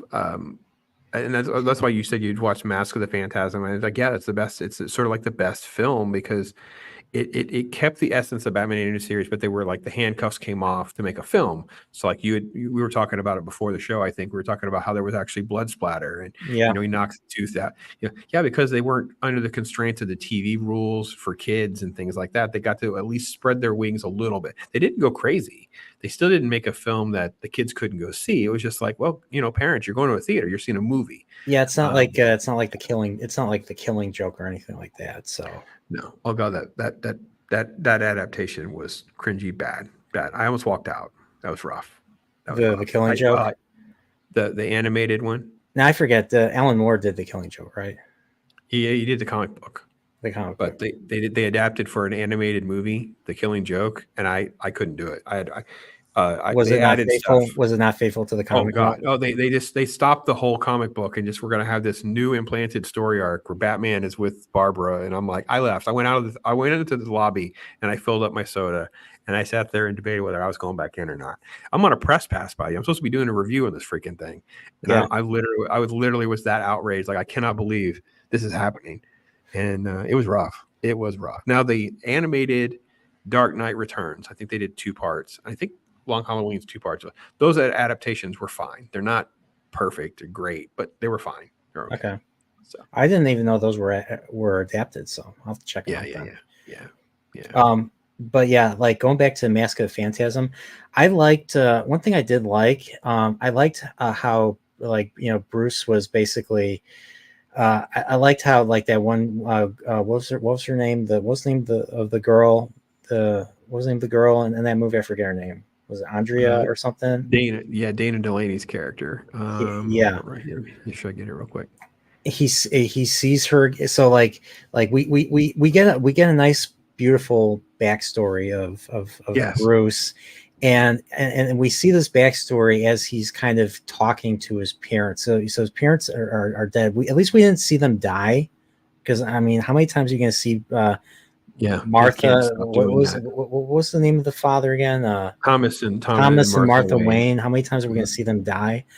I'll be honest. When I first saw the '89, I was real young when that one came out. I was like, I didn't understand what was going on at first, because I was only 4 or 5 when I first saw Batman '89, and then I'm watching, like, oh, whoa, this is heavy stuff.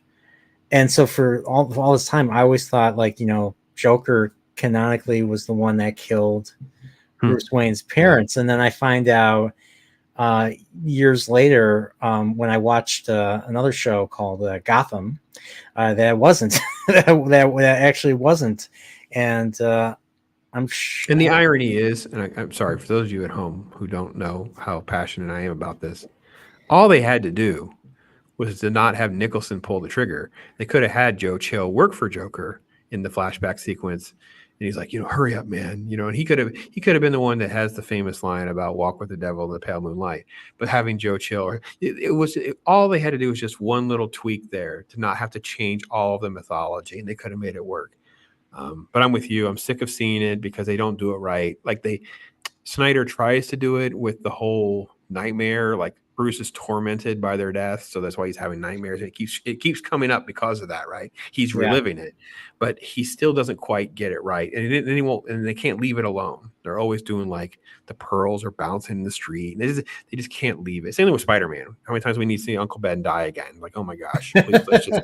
We all got it. Like everyone at home knows. How many times are we going to hear? How many times are we going to hear with great power? With great power comes great responsibility. Well, I hear they're changing it from Adam Webb, so I'm looking forward to. Oh no, I'm not going to be able to watch that till next week. I'm not even try to bother to deal with that. I can't even imagine how bad it is. Those are terrible characters. Is it coming out this week? Man, what coming out this week? I think it comes out. It's probably out now because we're recording this. It's probably out now. So. Oh boy. Oh yeah, brother. I mean, the last comic book movie I really liked was Spider-Man: No Way Home. Yeah, it was good. That's probably the best one. That was the only Marvel movie that I saw post Endgame, and I'm okay. I'm fine with that. I felt that a movie there was emotional weight, and for once, it had to be an old villain from 20 years ago come back to make a to bring weight to a modern horror to a modern superhero film. Like seriously, I mean Willem Dafoe is up there in age. I mean he's my dad's age and everything. So I'm just like, It come was on. I'm it like, was come it on, was guys, you can do better. You know. It was the best one, and it actually kind of saves the Tom Holland trilogy for me because now he's become Spider-Man. Because up until then, he's sort of like Spider-Boy, he's the apprentice to Iron Man, and all this other stuff, and it wasn't really Spider-Man. And there was very few elements that were really true to the Peter Parker Spider-Man. But at the end, the way it kind of twists and turns, you feel like now he can be Spider-Man, and you will have more of the dynamic and things like that that work out. But they've always done more things wrong than they've gotten right.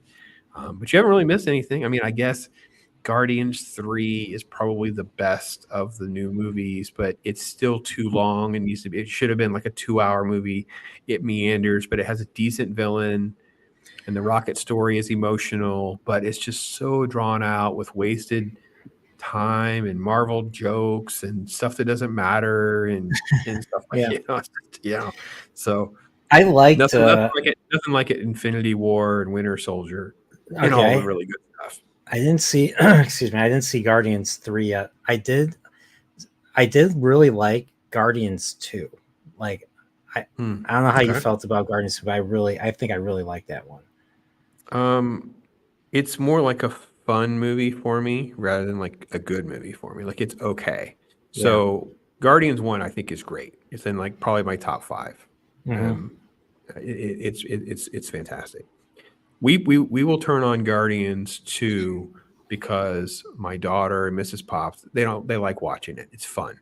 They love Baby Groot. They love all that kind of stuff. So um it's just a weaker movie where they kind of starts falling into some of like the Marvel traps of how they split the team up and all that.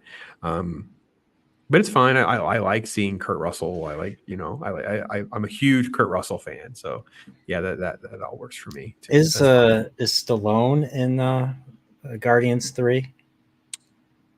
I think there is a cameo at least. I think that there's because it doesn't make any sense. But I'd be making probably a big spoiler if I get into that too much. Yeah, I don't. Yeah, I only watched it once. I wasn't sit through it again. I might watch it again at some point, but it's not on the radar screen. I felt really bad at the end of I felt really bad at the end of 2 when Michael Rooker's character dies and all that. Yeah, but they give you weight with Yeah, that, right? They and give that's it what like and that's so it makes sense. that kind of saved the movie for me. Like I Yeah, probably wouldn't have liked it otherwise. yeah, because they went too goofy with the whole Pac-Man type stuff with the battling. It just kind of got too silly at certain ways. Um, And and I, 2? Was it 2 the one where Rocket is like, hey, how do you now you have tape?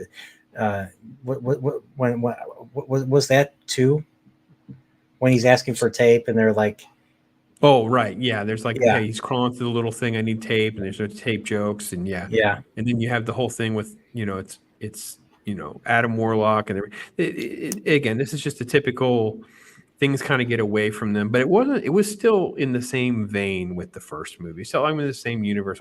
With 3, I feel like there's no one in the room telling him no, and you end up just having extra scenes and extra talking and walking Marvel jokes that just keep going on and on and like you were talking earlier about in game, and I'll just say with Infinity War.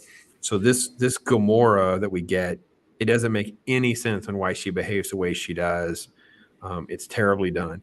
The movie is decent and definitely one of the better of the newer group because the Rocket backstory and the villain is done so well that it carries everything else along. Everything else along, the rest of it is all sort of just okay. yeah, Yeah. that makes sense. And there's a massive fall off once you get down because I did a quick little video because I was trying to play around whether I would like doing those little ranking things for all the little Yeah, blocks and you can rank. And I tried to rank the movies and I thought to myself, I could care absolutely less if I ever watch because I didn't watch Captain Marvel again. I watched the cannolis discussing Captain Marvel. I'm not watching Black Widow again. I'm just not doing that. I'm just no reason to. They're just going to make me so angry and frustrated about how bad they all are. Um, yeah, yeah. So No, I rather find other good stuff. I enjoy watching old stuff. You always talk about things that either I haven't seen or haven't seen in a while.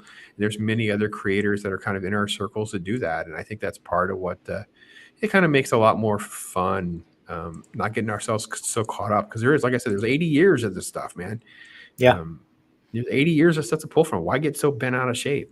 When I'm panning a show like with Echo, trust me, it doesn't really get me that stressed out. I'm like, I get frustrated and I do my thing and then I'm done. And let me find something good to watch. So Yeah, I mean, the only time I really was drilling a show was Picard season 3, and that was a show that got a lot of likes from people and everything. So, but other than that, majority of my stuff is I try, like I said, I try to cover positive stuff as much as I can. And there's just so much. I mean, there's still so much more for me to discover. Just like there's a lot of '70s movies I still haven't seen. There's a lot of stuff from the '50s and '60s. There's a lot of classics I haven't seen. There's a lot of stuff in the '80s and '90s I haven't seen. So there's always something you haven't seen or you haven't seen in a while. Yeah, that or Do you set goals or look at numbers, or how do you manage like the YouTube like logistics, if you will, for doing your channel? well, I don't. I probably should probably have a schedule or something like that. But Mhm. I'm still trying to figure out what I'm going to do next. Like I have a lot. I have like so at the end of a lot of my videos, especially my retrospectives, I tease it. I tease the next video. I tease the next thing that I'm going to do. So Planet of the Apes, for instance, that video kind of got a little slight boost and all that. I was teased at the end of that. I teased a retrospective for the movie 2001: Space Odyssey, which I still haven't done yet. I still haven't done that one yet. So that's one that's on the table. There's another video, the Mario educational Mario, I still haven't done yet. That's another thing that was teased in another video that I did. So I kind of tease upcoming videos, kind of hold me accountable, but at the same time I haven't been like the last year I just haven't been nearly as busy, haven't been nearly as active making videos as I should be. So Okay. but yeah, there's still stuff I really want to do. I just have to, it's like you have to motivate yourself. You have to push yourself to do it and stuff. So when I like the editing stuff is just so tiresome and is so tiresome. So like I have to literally tell myself, I'm like Brian, you gotta finish this today. Finish this today. Set a goal for yourself. Set a time to premiere it and do it. That's what I did with my last couple of videos. I told myself, finish these things, get it done, and move on. Try to get stuff up regularly. So get some videos up regularly. So I'll throw it out the chat so you're not in the hot seat, but you can answer. Should I be doing more editing?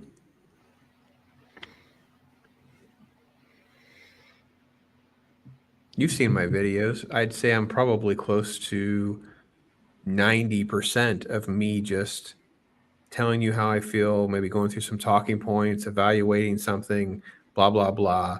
Not a lot of editing. Should I be doing more? You guys in chat can answer and you tell me what you think. I mean, I do that just for the sake of maintaining.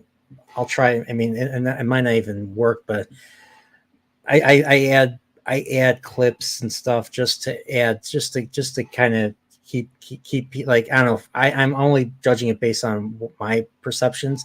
If I have to look at a You're not going to single hurt my shot for feelings. You're not going to hurt my feelings. It's okay. It's okay. I understand what you're saying. Okay, I've done some. You've seen me I did a lampoon video. I'll put in some clips. When I rewatch them, yeah, I always think it's not right. I'm not critical drinker. I'm not even Copa. Like I'm not these. They have a knack for it. When I try to do it, it always feels. I think it feels forced. That's why I don't do it. And then it's like a time suck because I've spent all this extra time on doing something, and I don't know. I want the. I'm open to the critiques in the comments. That's why look at you in chat. Crickets. yeah. Nobody has the. I guess nobody has the guts to say. But I'd say. I mean, it's always. I always try to add some clips just to give the eyes something new to look at and everything. Okay. Just, Yeah. Yeah. and but I mean, the main thing people come for is for you, for your take, for your communication and all that. So Dwayne says no. Dwayne says your videos are concise pops, less is more. Yeah, I'm trying to do better with that, Dwayne. I find that there's times where I'll meander and I end up doing a 15-minute video or something like that. I kind of always regret that. And there's times where you'll probably pick up, because Dwayne watches a lot of my content. He probably picks up on some of the edits, and it's me probably trying to remove something. Let's trim out like 2 or 3 minutes or something like that, where I didn't really say anything of significance, something like that. But and Pacific's bringing up a good point. Like, what is your standards? And I had to give myself permission to not do what you're doing. And that was, oh, I'll do this 2001 video and I just haven't gotten to it. I'll just keep beating myself up with. Then it takes the wind out of my sails to actually do other stuff that I could be doing. Because I did a Christmas thing I was supposed to do a review on, and then I didn't get to it. I got sick. Christmas vacation happens. It's no longer the Christmas season. And I'm like, well, should I do a review on this movie that I watched like a month ago? I don't, I just kind of have to give my permission to like put it on my Christmas 2024 list at the top with a notation that I meant to do it last year, didn't do it. Here it is. And that's how I approach it. So I give myself permission to not be my own worst enemy. And that's kind of what I'm getting at with the editing. I end up being my own worst enemy because it'll never be good enough. I'll edit the heck out of that because I'm like that. I come from an editing background where that was one of the things I did early in college. I had a gig where they had workplace training sessions with old 3/4 VHS tapes, and I was required to do all these videos and do these edits and things like this and it was tedious, and I liked it, but I could edit. It'll never be done. So then I try to be funny with the way I put certain little blurbs and stuff in, but then I watch them and I'm like, I didn't make myself even laugh, so I don't know if that's really funny or not. So it is what Pacific, what Mike, what you said. It's like, what's your standard? My standard is to try to be as genuine and honest with you guys, generate the content that I want to make, which is a huge part of it. Because you talk about how I generate a lot. It's like I want to do what I want to do. So I try to be faithful to that. And that's why I stopped doing the animated series. Not because I don't want to keep going and watching the rest of them. I don't want to get burned out on it. And I know after doing it for a whole year, I started to feel a little tedious there at the end where I felt like I've got to do it. You know what I mean? So I felt like I need to take a break. Feeling. Yeah. I don't want to get to that point because with Trek, I got to be honest, getting ahead is the key for me. Because if I end up with an episode that I'm not going to like, or it's going to be one that's more dramatic, it may take the wind out of my sail a little bit. So I want to make sure I give myself enough buffer room for an off week or whatever, so I don't lose my momentum. Because I drive the whole channel on that. We didn't get to that. We didn't really get to goals and stuff like that. I have principles. I don't do goals anymore. I stopped. This is my first year where I have no goals. I look at it in a different way of I'm going to have driving principles of how I'm going to operate. So for the channel is about my trajectory, not my position. I don't care about how many subscribers I have. I just care that month over month, not days, not weeks, because you can go in there and next thing you know, you find out you lost 3 subscribers, 5 subscribers. Who cares? But over time, I'm seeing that it's growing. I'm finding new people. I'm interacting. I'm seeing new names and chats and whatever. And that matters way more than, how many subscribers I have. Yeah. The trajectory matters more. So I write principles. I have a whole lot of principles. And I believe what limited time I have, like I've talked before, where I have like these 2 or 3 days or nights that I can do stuff, I'm not going to get outworked. So I don't let a minute. I have a coworker. He kind of keeps track of me, what you're doing. He's like, so what are you working? He knows that list.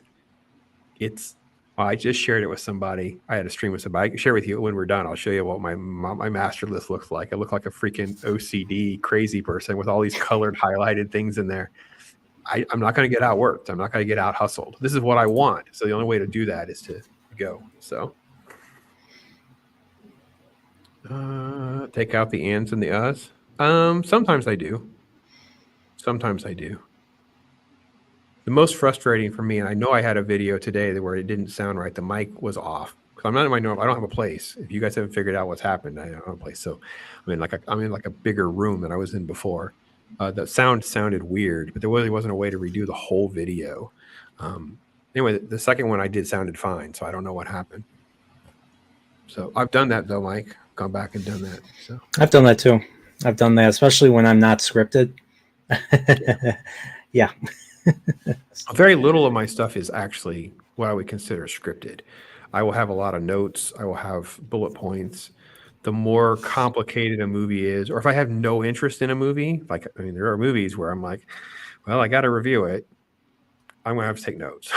Yeah. I'm terrible with names sometimes because I don't always spend time to learn pronunciation. So I'll kind of butcher something. But Yeah. there's other times. I'll watch something and then I'll either have my notebook out, or I'll watch something on my computer on one of my monitors, and I'll use like, for instance, for Picard, I'd watch it on my computer, and I would on the other monitor I'd be typing notes on Microsoft Word or something like that. So yeah. And if it's something I don't know anything about, so there's been times where I've asked to talk about a movie. I think it was one of the ones that Jacob Ironside picked. I think I took all of the Wikipedia notes and just kind of put it in my notes, and then I would highlight it, and then I would kind of make commentary on my notes. You know what I'm saying? So I took the outline of the whole thing, and then as I watched the thing, because I'd watch, like, let's say 20 minutes, there'd be like a stopping point or whatever. I'd pause it. I'd go to the notes, and I'd kind of rewrite the summary and make my own notes and things like that. So I had this very comprehensive outline. Now, I bring that up because I've learned the hard way not to delete those. So I created an archive document that I move that stuff to, because if someone ever asked me to come back in and talk about a show, I don't get rid of notes, because that happened with Barbie. I sat through it once and had all my notes, and then I deleted them. And then I was asked if I could, and I'm like, I had notes and I no longer do. So yes. Yeah, I never delete any. Like, I still have all my scripts that I've written. I don't delete documents at all.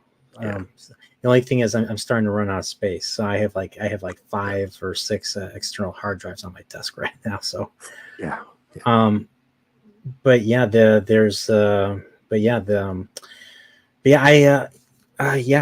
I'm actually what you just said actually is some good advice for me, because I think sometimes when I talk about things, I probably should include commentary, because that's one of my chief criticisms that I got, and it's fairly, I think it's fairly accurate, something that I can improve upon. So every time I take notes or I do research, I should probably come up with commentary, just take note of any commentary that I want to include to make it interesting, because that's what people really come to videos for, is they want to hear your commentary. They don't just want to hear you regurgitate stuff. So that's something I find myself doing a review, and I won't even talk about who the director or the writer, I'll find myself just talking about it, and I'll be done and go like, I don't even think I mentioned who the director is. I don't even think. So I'm like so anti Chris Stuckman's approach, where he's like, here today is movie X directed by so and so. I don't do that at all, and it's because when I had to do so many written reviews for years, you have to put in all of those boilerplate details and stuff that it's required, and you're like, oh, so now I have free reign to not be that way, and I've kind of gotten lazy the other direction. I think I probably should require myself to put a little more into that.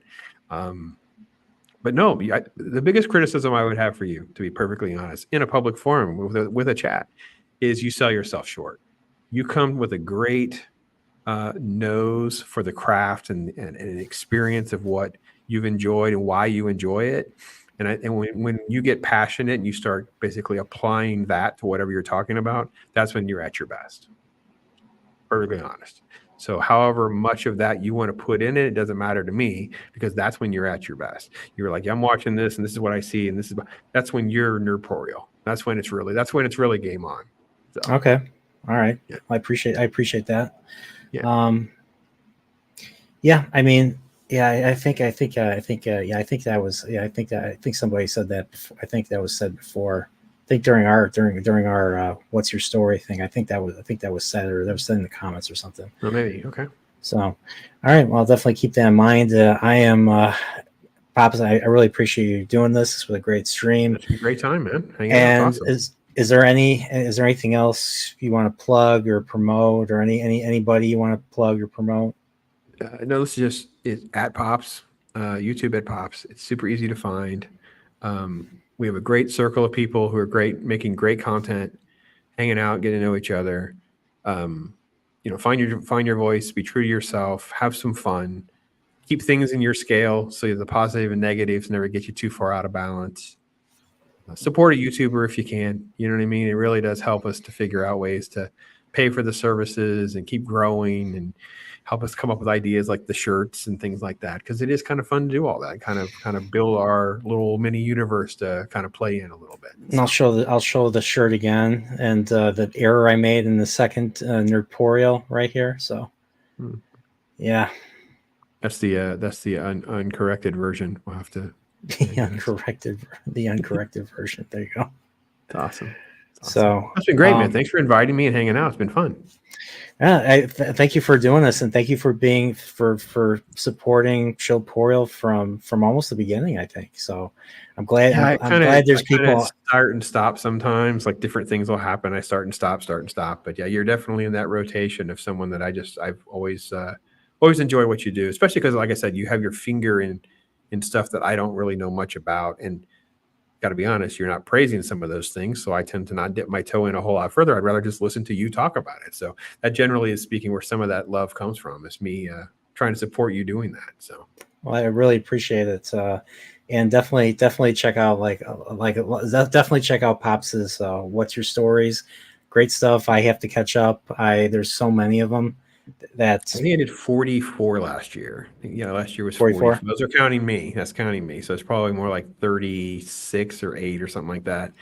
And then I'm on episode 3 right now in 24.